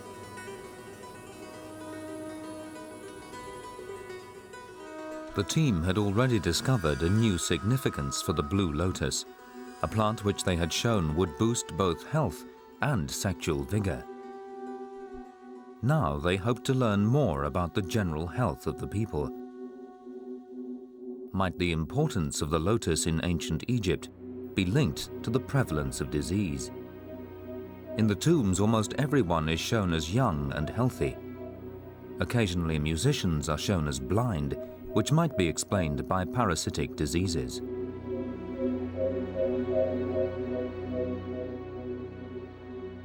But in surviving medical papyri, it's usually impossible to identify the illnesses described or to establish how prevalent the diseases were. She's probably one of the best behaved patients we've had. She's keeping nice and still and not moving at all. This X-ray scanner was the starting point not only for Asru's medical checkup, but the beginnings of a general health survey of ancient Egypt. Together with the slides being prepared from Asru's tissue samples, they began to reveal just how misleading were the images in the tombs. First to be examined were samples from Asru's intestines. These show quite clear evidence of the larval forms of a worm called Strongyloides in the wall of the intestine. You get the worm by walking in contaminated water or contaminated mud. The mud contains immature forms of the worm which are able to penetrate the skin of the feet or hands, and then they get into blood vessels in the body, they get into the veins and travel to the heart, where they then in fact get into the lungs, From the lungs, they climb up your windpipe to the back of your throat, and then you swallow them, and in the intestines, they develop into the adult forms. If Asru had this disease, and we know that she did, she'd tend to develop diarrhea because of the irritation, and because there might well be some bleeding associated with that, Asru might well have been anemic at the time of her death. They also detected sand in Asru's lungs and the scarring of the tissue which the sand had caused. This is a disease called sand pneumoconiosis, still found in desert populations today. Asru would have had great difficulty breathing before she died. Asru was distinctly unwell. She had evidence of quite distinct diseases. Certainly, the combination of them would make her weak, might have made her breathless, and in fact ultimately led to her demise. Through Asru, they were now getting a glimpse of diseases which would have affected the general population. It gave a stark insight into the reality of life at the time and highlighted the significance of a panacea like the lotus in ancient Egypt. And it was just the beginning. Asru's X-rays revealed the enormous range of illnesses people suffered from, how very different life was from the idealized version in the tombs. Asru was far from young and healthy when she died. In the distal joints of the fingers, there are osteoarthritic changes, and these are degenerative joint disease, indicating that she's likely to be an elderly woman, certainly older than 50. Yes. This joint is ankylosed, and this would be indicative of an infective arthritis, a septic arthritis. She might have played a harp, so could this have been connected? Well, if that involved a lot of movement of the phalangeal joints and the fingers, then one could imagine that it would do, because osteoarthritis is related to wear and tear on joints. It was clear that Asru would have been living a life of pain. As well as everything else, she had a fractured vertebra in her spine and a badly slipped disc. More wedged, it's bulging backwards into the spinal canal. Could she have had this as a result of her activities as a temple dancer, do you think? I suppose that depends on how energetic that is. But And there was an important discovery, signs that Asru may have had another far more serious disease. What that is, and that looks very much like the bladder wall, which has calcification in it. And if one saw that in a contemporary X-ray, with extensive calcification of the bladder wall, one would think of schistosomiasis as a cause for that appearance. She was from an upper-class background, and maybe this contributed to her fairly lengthy life because she probably had the best diet available and a relatively relaxed lifestyle. She would not have been engaged in housework, there would have been servants in the house and so on. But we also know from this evidence that she had a painful life, diseases that would have brought her physical difficulties. As they sought to understand how many of Asru's diseases might have been widespread, probably the most significant discovery was that Asru may have had schistosomiasis. Until recently, this parasitic disease, also called bilharzia, has been the scourge of modern Egypt. And Rosalie David now needed to establish if it was a similar plague in ancient times.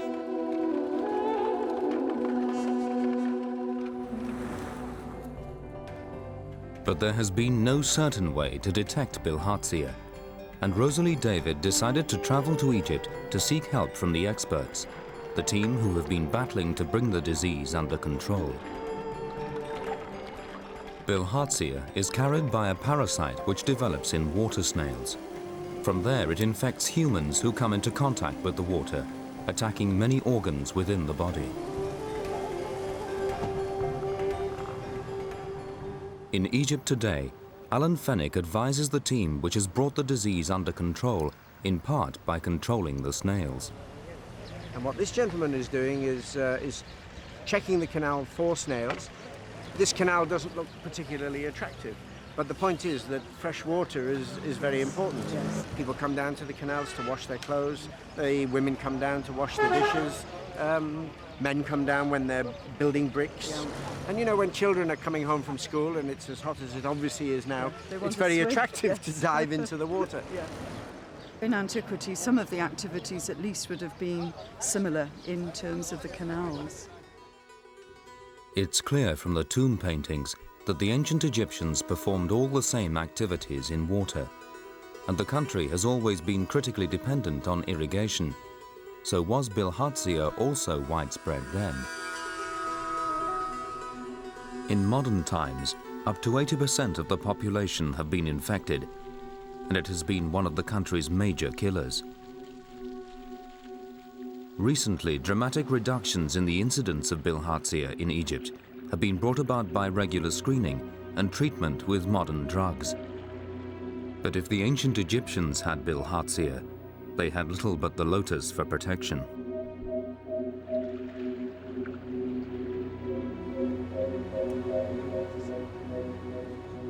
So Rosalie David had brought with her to Egypt samples from several of the Manchester mummies, including Asru, so that they could subject the mummies to the modern screening tests now being used to detect bilharzia. These tests have been developed by Dr. Magid al-Shabini and work by detecting antibodies in the blood. So the first task was to liquefy the dry mummy samples. No one has ever found an antibody in a mummy, and most researchers have doubted that it can be done.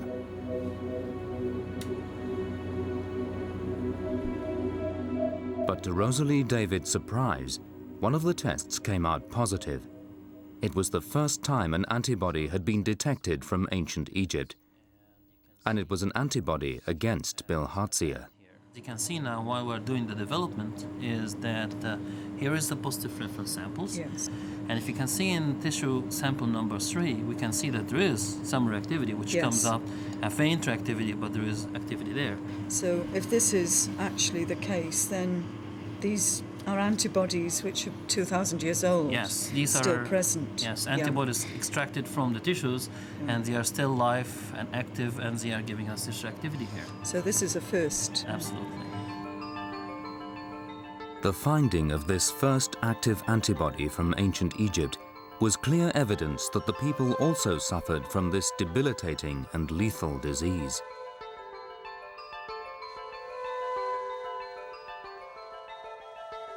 And the finding was confirmed in Manchester when one of the team examining Asru's tissue found direct evidence of the bilharzia parasite which causes schistosomiasis. We tested Asru for any evidence of schistosomiasis within bladder tissue that had been endoscoped from her. And this is showing a section of that bladder tissue that's been stained. And as you can see, there's fluorescent staining that's actually bound to oval shapes within the bladder, which suggests that she was infected with schistosomiasis. It's very exciting to find evidence of this disease in Asru. It shows that even somebody of the upper classes could fall prey to this particular disease. It's very likely that the chantresses had to undergo some kind of ritual ablution, bathing in the sacred lake. This could be the way in which she came into contact with a parasite that causes schistosomiasis. If even people like Asru could get the disease, it's likely to have been common amongst the population at large. If you think of a large proportion of the population suffering from this disease, they would have been functioning below par. And they created these wonderful buildings, had this marvelous civilization. That says a great deal, I think, about how they achieved so much, even despite their state of health.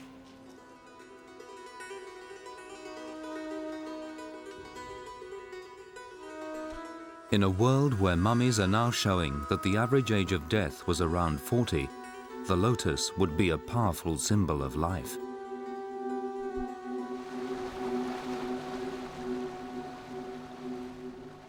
As this picture of ancient Egypt was coming together, Rosalie David now travelled down to Luxor to look again at the images in the tombs.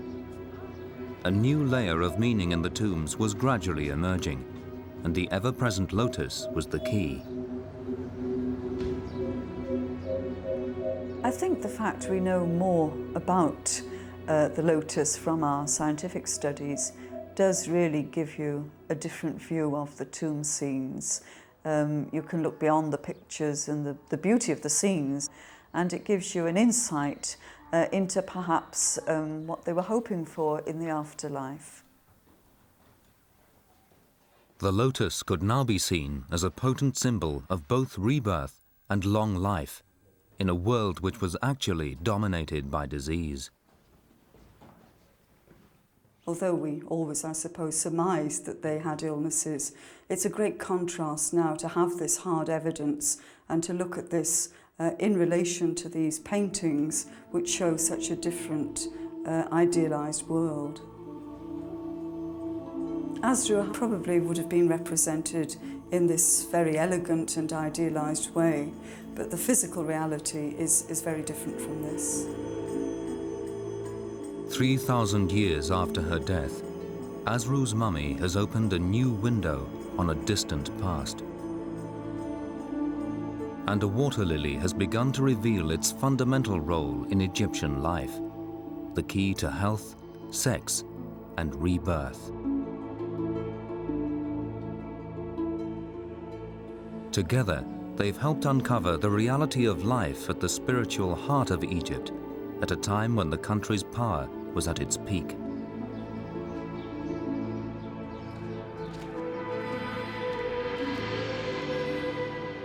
Now the team in Manchester plan to complete the last stages of their work with Asru, using the images of her skull to reconstruct what she really looked like, the reality which lay behind the images in the tombs.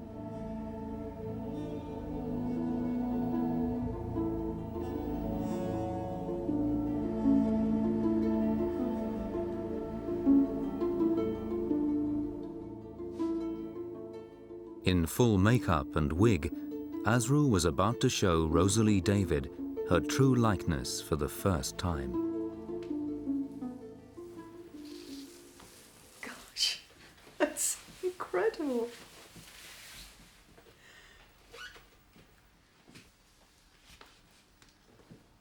And she looks, I suppose, as somebody aged about 60. It's interesting how her upper lip hangs over the bottom, because of course she had those protruding teeth, but I don't think it's evident in the mummy itself, but it's very pronounced there. Well, in her youth, she would have been quite beautiful, really. Through the team's work has come a clearer understanding of the Egyptians' yearning for eternal youth in the next world, after a life which, even for the elite, was in fact riven by disease. And a new appreciation of the crucial role of a flower, which as a symbol of health and regeneration, was essential for their happiness in an afterlife free of imperfections.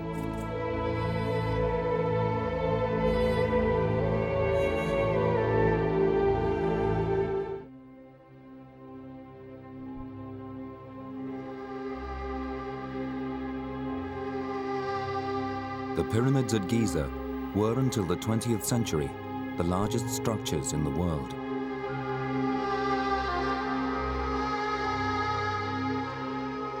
For over 4,000 years, they've aroused awe and speculation in all who've seen them.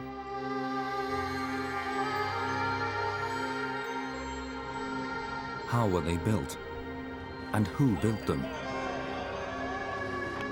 There have been many extraordinary theories.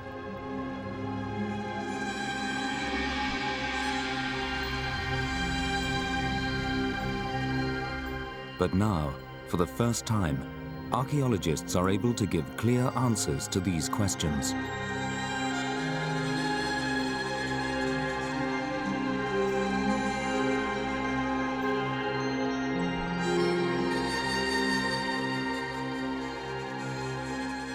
Discoveries made in the shadow of the pyramids are overturning many long-held beliefs and rewriting the history of ancient Egypt.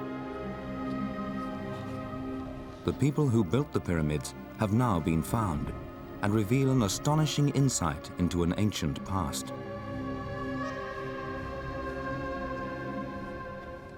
What we've been doing so far is opening small windows onto this ancient reality. It's this information that brings the people back to life, that allows us to reconstruct their lives. This is reconstructing history. When we write about this in the history book and the archaeology book, it will be the most important chapter in this book.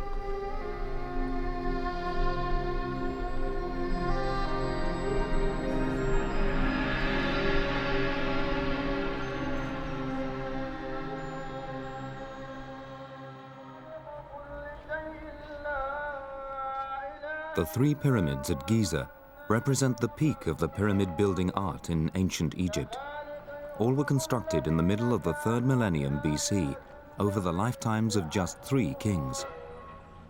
Khufu's pyramid, the Great Pyramid, is the largest and was the first to be built.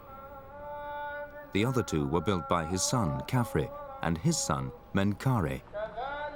Although it's still vast, Menkaure's pyramid is the smallest. But it was to be the last pyramid built on the Giza plateau. Such an awesome feat would never be attempted again.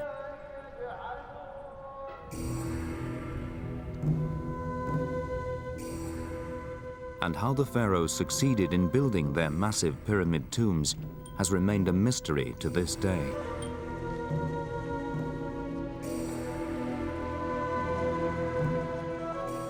Most of what we know about ancient Egypt is based on what has been found in the tombs and temples of the pharaohs and the nobles who served under them. Even rituals have been recorded, like this foundation ceremony marking the spot where a pyramid would be built. But the people who then built the pyramids themselves and the secrets of how they did it have been lost to history.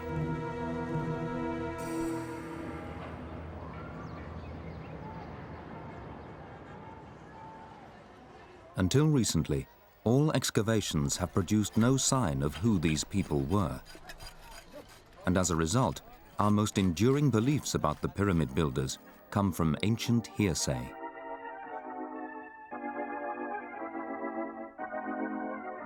It's long been a common belief that the pyramids were built by slaves. That's what the Greek historian Herodotus claimed when he visited Egypt 2,000 years after the pyramids had been completed. And it's a view that has persisted right through to Hollywood.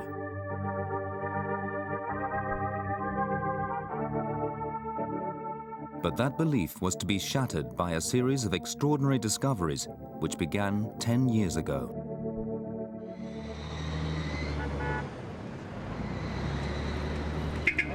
Nazlat El Saman, a small suburb of Cairo, was the unexpected site of one of the most important finds in Egyptology of the last 100 years.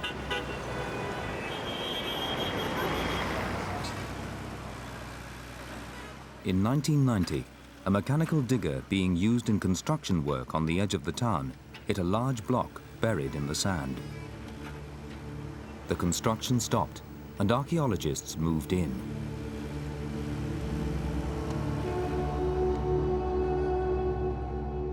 The block unearthed by the digger turned out to be the wall of a large building. As they dug through hundreds of tons of sand, a team of archaeologists began uncovering signs of a vast settlement dating from 2,500 years before Christ.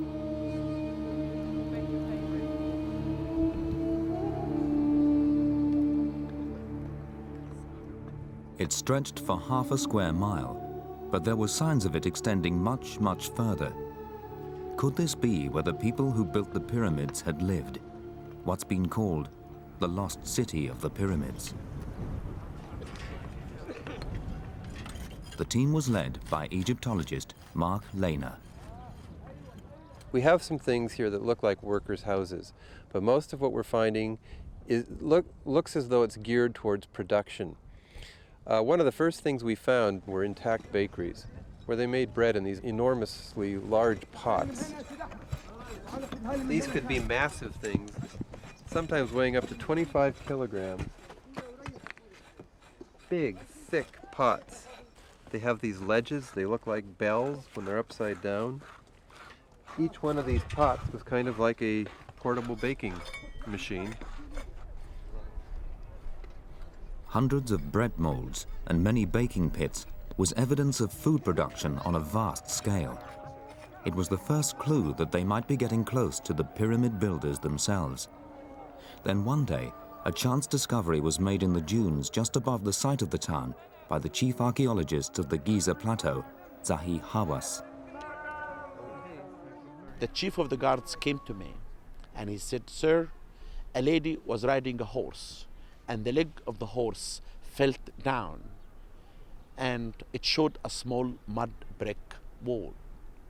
I came here, I looked at this piece of mud brick. I said, that's it. This is the tombs of the pyramid builders."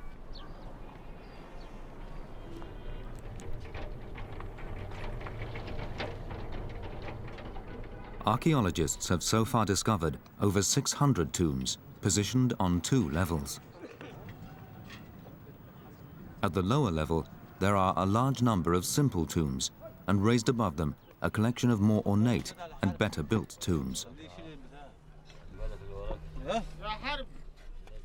There were no mummies inside, just bones buried with simple items, tools and pots. Almost every day we discover a tomb or a statue or a skeleton or a piece of pottery.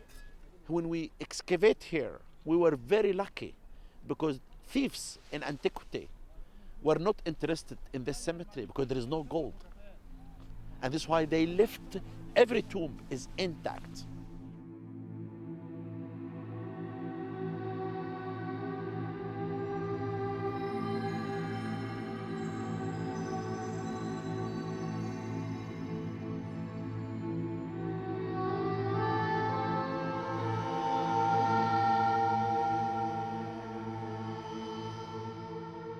Not only were they intact, but the tombs of some individuals bore inscriptions which related to working at the pyramids.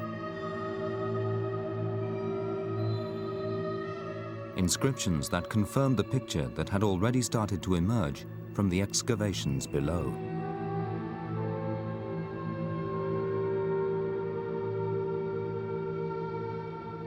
They believe that this man was in charge of the bakery that Mark Lehner found down here. And if you look here, you have very unique scenes. These people are making beer. And now some scenes here baking bread. There could be no doubt as to who these people were. These were indeed the tombs of the pyramid builders, overseers and workers. As well as tombs of people who ran the food facilities, there were tombs that seemed to belong to people in much more important positions. Inscriptions showed that they organized different parts of the pyramid construction or were chief workmen. We have a title of some who say that this was the overseer of the west side of the pyramid. Titles such as sculptors, artists, inspector of building tombs, director of building tombs, all of this confirm that those were the workmen and the overseer who built the pyramids. Taken together, the details emerging from the tombs and the evidence of food production began to suggest a larger picture.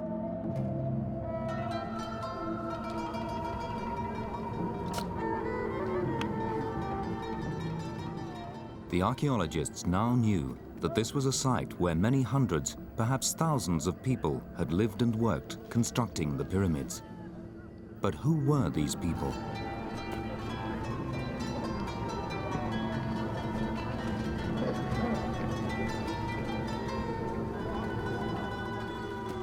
Then came the first evidence which threw into doubt the generally accepted theory that they were slaves.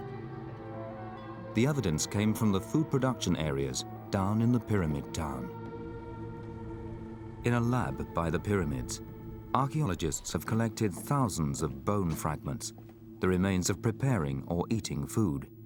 And they came from what to ancient Egyptians were very high-quality foods. Well, we found evidence of fish. We found curious troughs and benches. They're very long and they're very low. They're only about ankle height. I hadn't seen anything like this before working in Egyptian archaeology. Alongside these benches, we found fish bone embedded in the floor. The team discovered that many small, rock-like deposits of ash on the ground contained fragile ancient fish bones. And the only way to really get it up intact, without it just crumbling, is to actually drip consolidant on it, and then we actually take up a piece of the floor with the fish bone in it. And the bones were not only from fish. There were also fragments of meat bones in enormous numbers. When we analyzed the bone that we so meticulously recover, every scrap of animal bone, our animal bone specialist tells us there's an awful lot of cattle. And cattle was very expensive meat, came from the provinces. And a lot of the cattle that we're finding here is prime cuts and under 2 years of age. So everything about our site suggests it's expensive.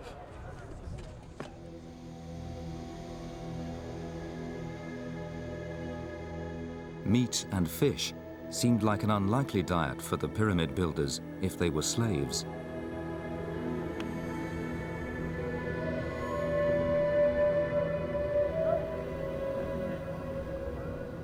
What was emerging was a picture of a large and well-fed workforce provided with the best foodstuffs available at the time.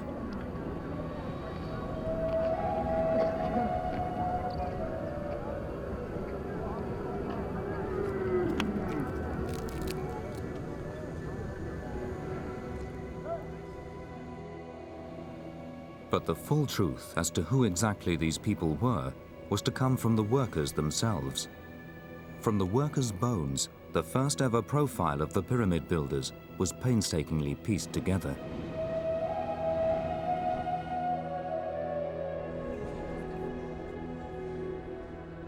More than 600 skeletons have been unearthed so far from the workers' tombs.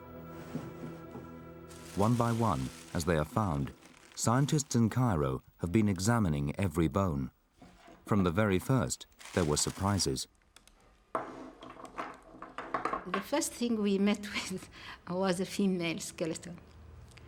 And then we found males and females and the children as well.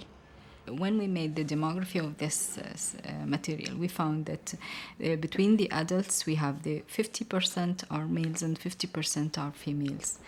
And the percent of the children, it was about 23.6%. And this is a very high percentage of children.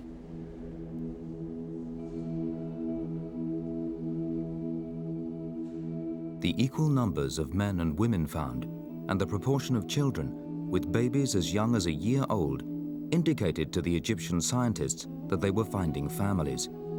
And families living and working at the pyramids didn't suggest a slave workforce.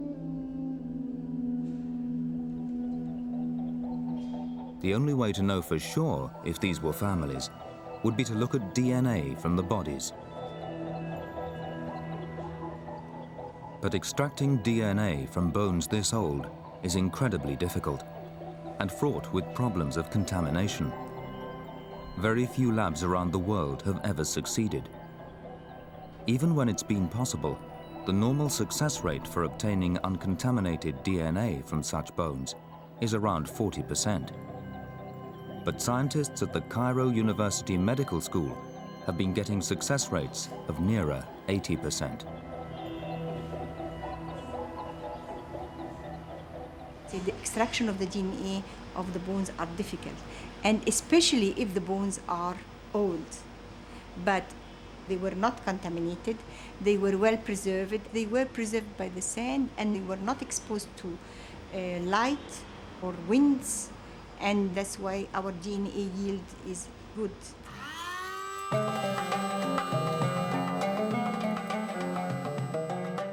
If these were indeed families, as the bones suggested, then DNA analysis should find genetic links between the adults and children, confirming they were true family groups.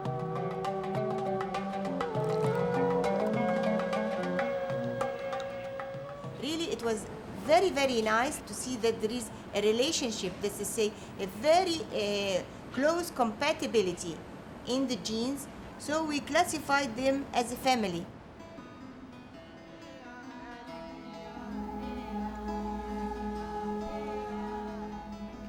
The evidence from the DNA of complete families was the strongest indication so far that the pyramid workers were not slaves, or if they were, they had a very different way of life from the one suggested by Herodotus. But there were more surprises to come. When further analysis was carried out on the bones of the workers, it was to lead to an astonishing revelation. One that was not only to give an important insight into the life of the pyramid builders, but to disprove the slave theory once and for all.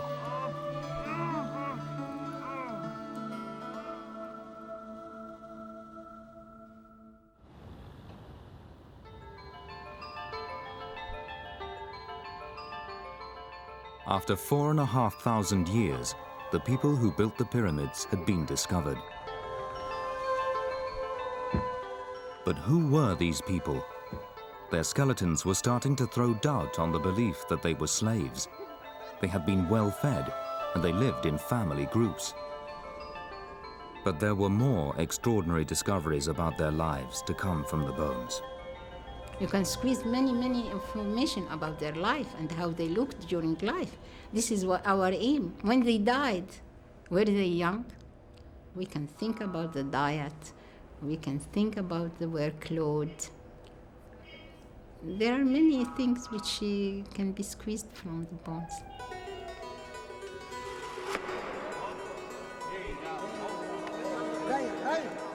And now, the bones were to show not only who these people were, but even how the pyramids had been built.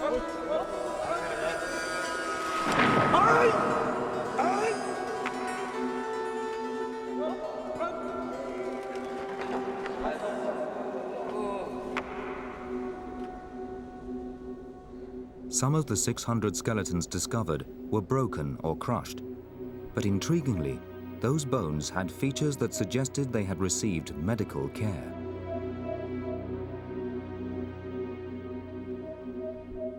Now, for the first time, scientists were able to compare the injured bones of the workers with the only other bones displaying medical treatment that had ever been found from that period, bones from the tombs of nobles discovered over 50 years ago. This is from the nobles, and we see here this part of the bone. It shows us that it was affected by a fracture and it is healed. You can see that the alignment of the bone is in a very good way, and I'll show you now other one from the workers that you can see the same alignment of the bone. You can see this part also of the bone. It is affected by a fracture and it is healed in also almost a normal alignment. This means that these people are taking medical care like the nobles. If the workers had been slaves, it seems very unlikely that they should receive the same medical attention as the nobles of the period. A papyrus, dating from 1,000 years after the time of the Giza pyramids, shows just how much time and skill was needed for medical care. Experts believe the workers' bones themselves suggest that the same methods described in the papyrus might well have been followed during the pyramid building at Giza. the ancient Egyptian doctor approached sitting fractures in a very similar way to the way we approach them as well today. First point was to observe the fracture, to lay on the hands, to actually look at the fracture. The doctor's assistant would have taken hold of the opposite arm, the healthy arm, which wasn't fractured, whilst the doctor himself actually took hold of the fractured arm. And both of them would have pulled at the same time.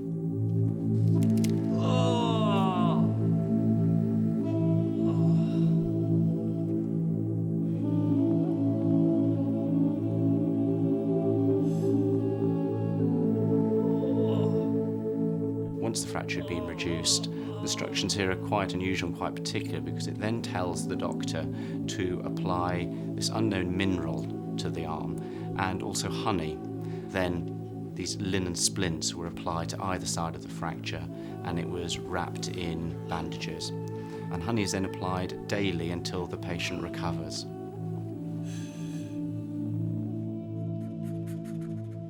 The bones went on to reveal more signs of medical care that have astonished scientists around the world.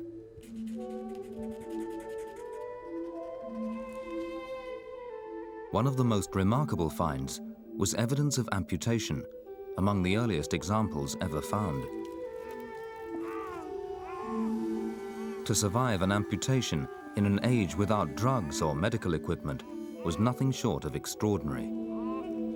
The high standard of medical care that the labourers of the Giza Plateau enjoyed makes it quite unlikely that they were slaves to start off with. Why, for instance, spend time and effort looking after slaves? If this was just simply slave labour, then another slave can be brought in.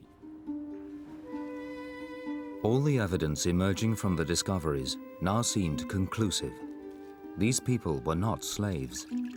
In fact, based on the food and medical care they received, they could even be described as privileged. But the bones also showed that the life of a pyramid worker was by no means an easy one. When scientists examined backbones, they found that most of them showed indications of extreme stress. This is one of the vertebrae, lumbar vertebrae, of one of the workers. It shows signs of stress. These signs appears in many ways. We can see this bone, it is compressed. We can see the curvature here, and also the edges here and the lower edge show these are the signs of stress that we see. The spinal compression resulted in backbones that were severely distorted, bent to an enormous degree. Comparison with the bones of the nobles showed that the workers were dying on average 10 years earlier. The signs of stress and early age of death weren't surprising. After all, building a pyramid was a colossal undertaking for these mere mortals. Each of the blocks in the Great Pyramid of Khufu weighs up to 10 tons and measures more than a cubic meter. To cut, transport, and place just one block like this would have been a feat in itself. But the Great Pyramid contains 2.3 million such blocks. How could mere humans have built something like this?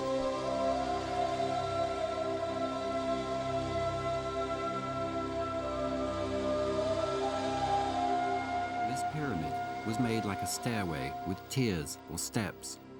When this, its first form, was completed, the workmen used levers made of short wooden logs to raise the rest of the stones. They heaved up the blocks from the ground. In his account, the Greek historian Herodotus was clear. He had been told when he visited Egypt that it took 100,000 slaves 30 years to build the Great Pyramid of Khufu.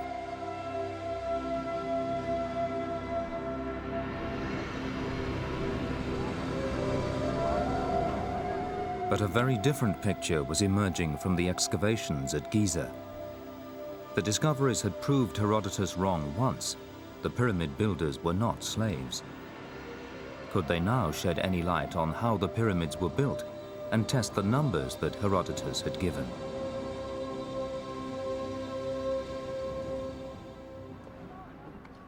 Based on inscriptions found in the tombs and the number of skeletons discovered, Zahi Hawass was coming to the amazing conclusion that there were just 5,000 core workers, skilled artisans and overseers, and a mere 15,000 laborers.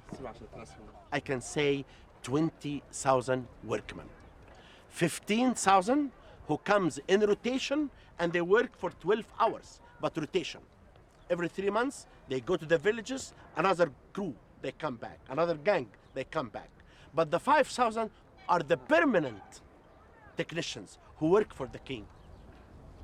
Dr. Hawass's figures were an astonishing 80% lower than those of Herodotus. Could they be right? It was an American construction expert who provided the answer. As they were making discoveries at Giza, Zahi Hawass and Mark Lehner began working with Craig Smith, who planned huge modern structures, airports and subways. When he looked at Herodotus, he wasn't convinced. 100,000 workers would have been 10% of the entire Egyptian population of that time. It didn't seem plausible or likely that it really took that many people for so long. And that kind of intrigued me and spurred me on, so to speak, to look further into how we would actually build it with the technologies that the Egyptians had at hand. With the new information emerging from the discoveries at Giza, Smith set out to apply the techniques which he had used in planning modern projects to Khufu's Great Pyramid. But in order to calculate how many workers would be needed to build the pyramid, he had to determine how the pyramid itself could have been constructed.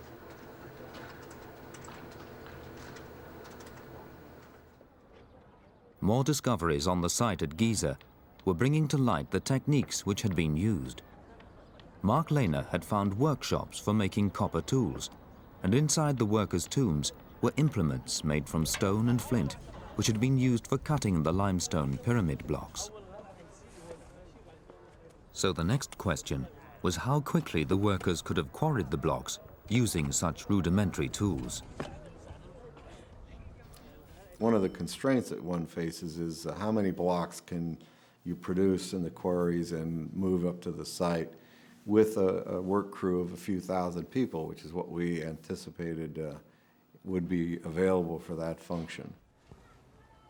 One of the things that really was spectacular was being able to see the quarry marks, the blocks where they were going to be cut. I was able to verify a number of the assumptions that we made about time that it would have taken to do that. Using fairly simple tools, stone tools and small copper chisels, they would have cut around each block that they wished to extract. When they reached the bottom of the block, they would have started undercutting, and then finally, using large wooden levers, they would have prized each gigantic block free. And you can just imagine the conditions in a quarry like this. Smith's calculations showed that a pyramid block would have to be cut, delivered to the site, and set in place at a rate of 1 block every 2 to 3 minutes. So now he could begin to work out how many workers were needed. But how would they have moved the stones to the pyramid site? We have a clue from a tomb of a high official of the Egyptian government a few hundred years after the pyramids were built. And in that tomb there's a scene of a colossal stone statue of the tomb owner being transported, and it's being carried on a wooden sledge, dragged along by teams of men. And the passage of the sledge is being eased by the pouring of water just in front of it to lubricate the ground surface.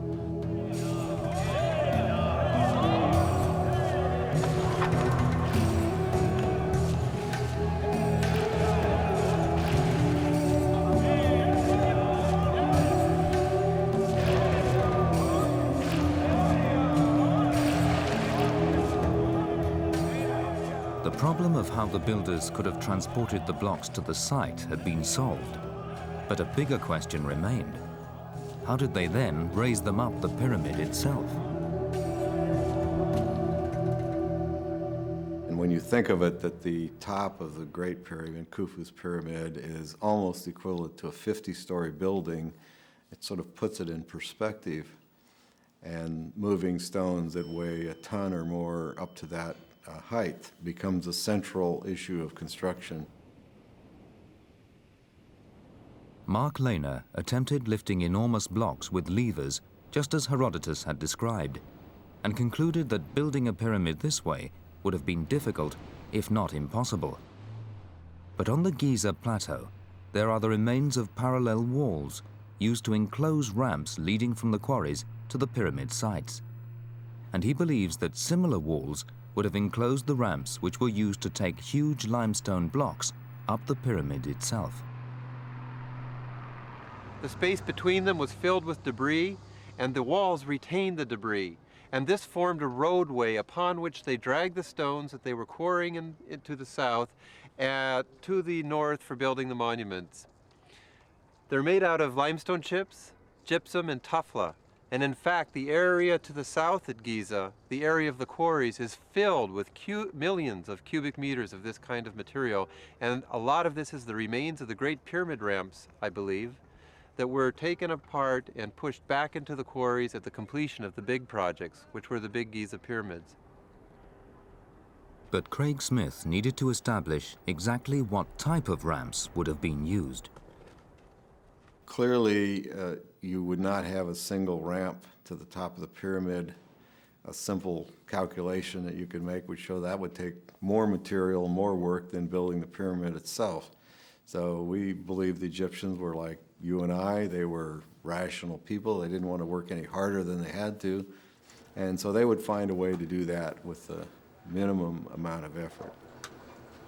The team tested a range of ramp designs using 3D computer animation. After many months, they had developed the most likely design. Our models showed us that if you built a ramp up to where you were roughly at a third of the height of the pyramid, that enabled you to put half or more of the blocks in place. And so we envisioned a big ramp that would get to that level, and then after that, a smaller ramp that wrapped around the pyramid, built off the pyramid itself. Because at that point, you're handling smaller blocks, and there are far fewer blocks to be placed. And so that struck us as a rational way to do it.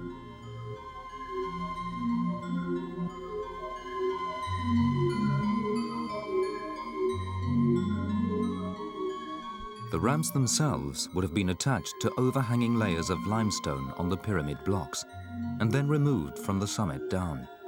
But that wasn't the end. Today, only at the very top of one of the Giza pyramids, that of Khafre, is there any trace of the final stage of construction. Well, the pyramids look impressive enough today as they are, but if you imagine that when they were first finished, they would have been coated from top to bottom in smooth white limestone from Tura across the river, then the effect must have been truly dazzling. Most of this casing has been stripped off many centuries ago to build the city of medieval Cairo. But if I hold up a piece of Tura limestone and let the sun reflect on it, you can see just how dazzling the pyramids must have first appeared. The limestone facing would have been applied to the pyramids as the ramps were removed. Having shown how the Great Pyramid was probably built, Craig Smith could finally address the question of how many workers it had taken over how long. Could the apparent evidence on the ground that a mere 20,000 people were involved be right? Or was Herodotus closer to the truth when he said it took 100,000 workers laboring for 30 years? Smith drew up a detailed work plan. Every activity was accounted for in terms of the number of people required to perform it and the time it would take.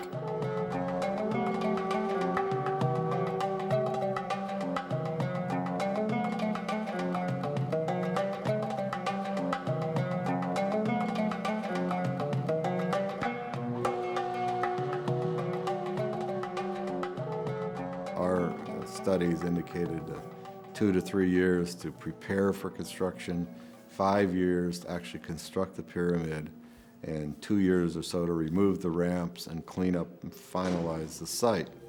We found that the peak workforce occurred in the 4th, 5th, and 6th year of construction, when a lot of laborers were required to move the blocks up the ramps onto the pyramid, and that was about 40,000 people.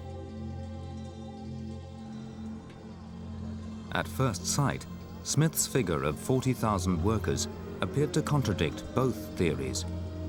But it was based on the number of workers required to build the Great Pyramid in the shortest amount of time, 10 years. Yet the historical evidence suggests that each of the pyramids was built throughout the reign of each king, approximately 20 years. And over 20 years, Smith concluded, it could be done with just 20,000 workers. His maximum workforce for the Great Pyramid was something on the order of 40,000, but perhaps it could have been done for somewhere as low as 20,000. And that's getting right in line, first of all, with Egyptologists' assumptions, and they're coming at it from another point of view. But the evidence, the data that we're finding, yeah, I think is pointing to an order of magnitude of 10, 20,000 people altogether. Craig Smith's calculations were consistent with the archaeological findings. All the evidence indicates it took 20,000 people to build the Great Pyramid in about 20 years. The discoveries at Giza had proved Herodotus wrong. The workforce was not made up of slaves, and they numbered far fewer than 100,000. But they raised a big question of their own. How were 20,000 free men and women organized into the construction of the pyramids? And why did they do it? Further discoveries were to suggest a totally new theory about the building of the pyramids. I'm almost more interested now in how the pyramids built Egypt than in how the Egyptians built the pyramids.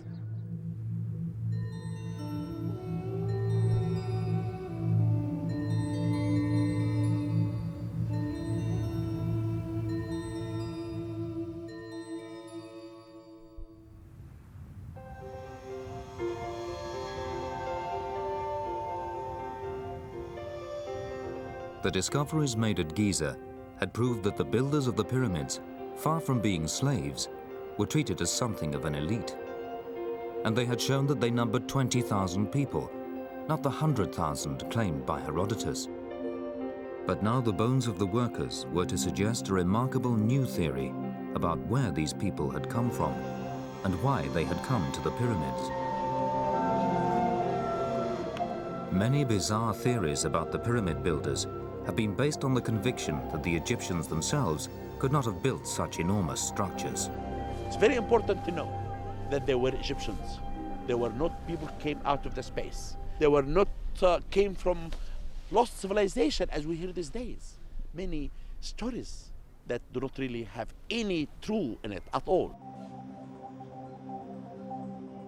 But would the bones of the workers support Zahi Hawas's contention that the workforce were Egyptian? Before the discoveries at Giza, scientists in Cairo had been analyzing the DNA of modern Egyptians. The workers' bones were now providing ancient DNA. It meant that the scientists could compare the two sets of samples, and the results were compelling. People who are living here, they are the same as the people who had been living 6,000 years ago, okay? And now the moderns are the descendants of these ancient Egyptians. The DNA research confirmed that the pyramid builders were Egyptian, and the people still living in the Nile Valley are closely related to those ancient Egyptians. It proves, for no doubt, that the builder of the pyramids were Egyptian. And you know, if they were not Egyptians, they will never be buried here. They will never be buried in the same method of the ancient Egyptian. You do not have any doubt to tell us that those people were not Egyptians at all. They were Egyptian by blood. The DNA had proved that the pyramid workers were Egyptian.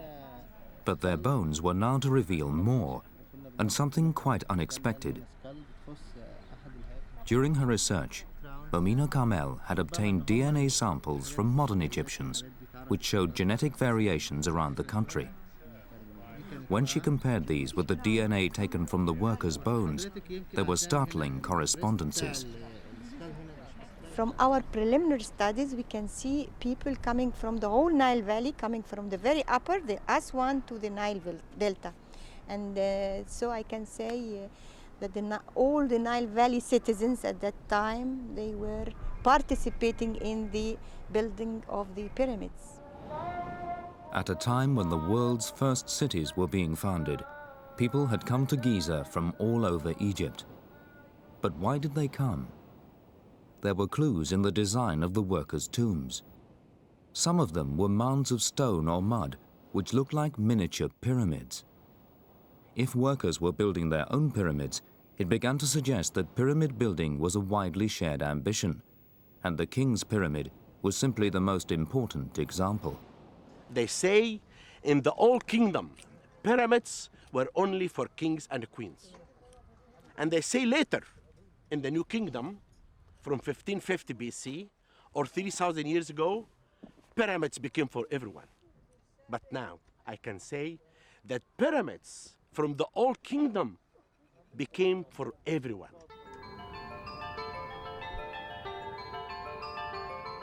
If pyramids were for everyone, then perhaps building the king's pyramid was also for everyone. Perhaps people came together from around the country to build a pyramid for their king, who was also their god, not because they had to, but because they wanted to. There was evidence that the food provided for the pyramid builders was also coming from all over Egypt. From the animal bones recovered at the excavation site, Mark Lehner was finding that cattle had been brought into Giza from all around the country. The fact that we have such a preponderance of cattle suggests that this was a kind of national project that's being provisioned and supported by all of Egypt and its provinces far and wide. To be very flip and short about it, these pyramids were like Amish barn raisings in the United States. Now, in an Amish barn raising, the families all come out. The young people, the teenagers in the family, the young men, probably don't have a choice. It's obligatory that you come out to the barn raising, but it's not something they are totally adverse to because there's feasting and there's socializing. Communities would come together to create something for a kind of father figure.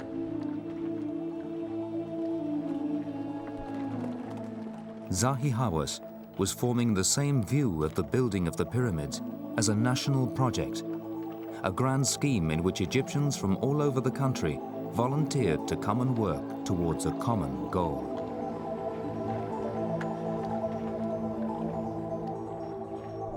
We have to understand that the Great Pyramid was the national project of the whole nation.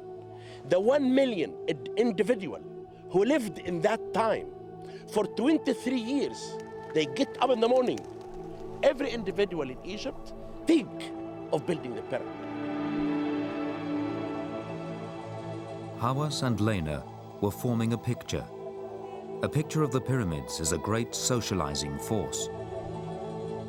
Young people came from villages perhaps numbering several hundred, few thousand, and you can imagine them coming here and seeing something that probably looked a little bit like a Cecil B. DeMille epic. And they saw people numbering in tens of thousands, and then they were spun off. There's evidence from ancient Egyptian texts that you served a period of time in the grunt labor. There were specialists who were here full time, and then the grunt labor was spun off, perhaps back to their villages. The advances were not in tools, techniques, and technology. The advances were in social organization. To organize 20,000 people from all over the country to work on one huge building project had never been attempted before. At the workers' tombs, Zahi Hawass was finding inscriptions which showed how the workers were arranged into teams or files. Each gang was 1,000 workmen.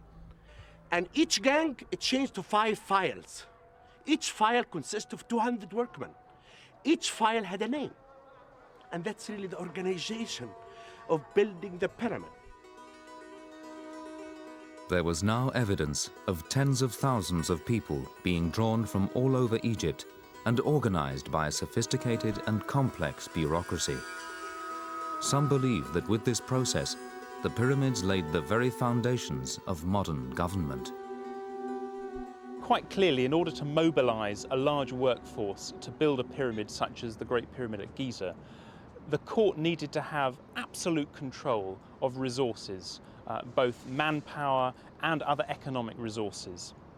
And so what we see at the time of the Giza pyramids really lays the foundations for Egyptian civilization later on.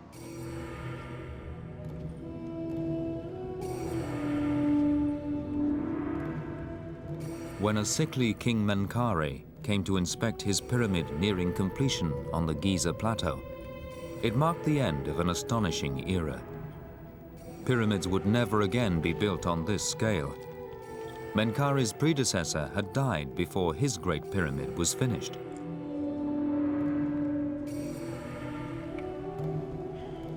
To avoid the same fate, Menkaure had planned his own pyramid to be smaller, but he also died before its final completion. It was a lesson to every king who was to reign after him. Now, an unfinished pyramid is absolutely no use at all if you're an Egyptian king.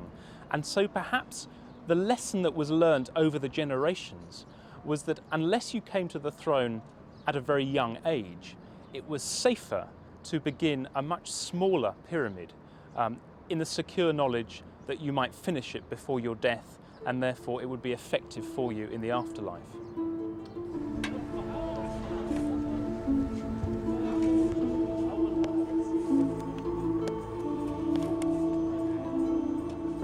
In a period of under 100 years, one of the greatest achievements in civilization had been completed. And although such structures were never attempted again, the legacy of the pyramids in terms of national organization is arguably still with us 4,500 years later. We are now in the beginning of the 21st century, but we still learn from these people, because these people, they left to us a civilization that always clear our future. This excavation will continue for another 30 years, but I always believe that you never know what the sand of Egypt might hide of secrets.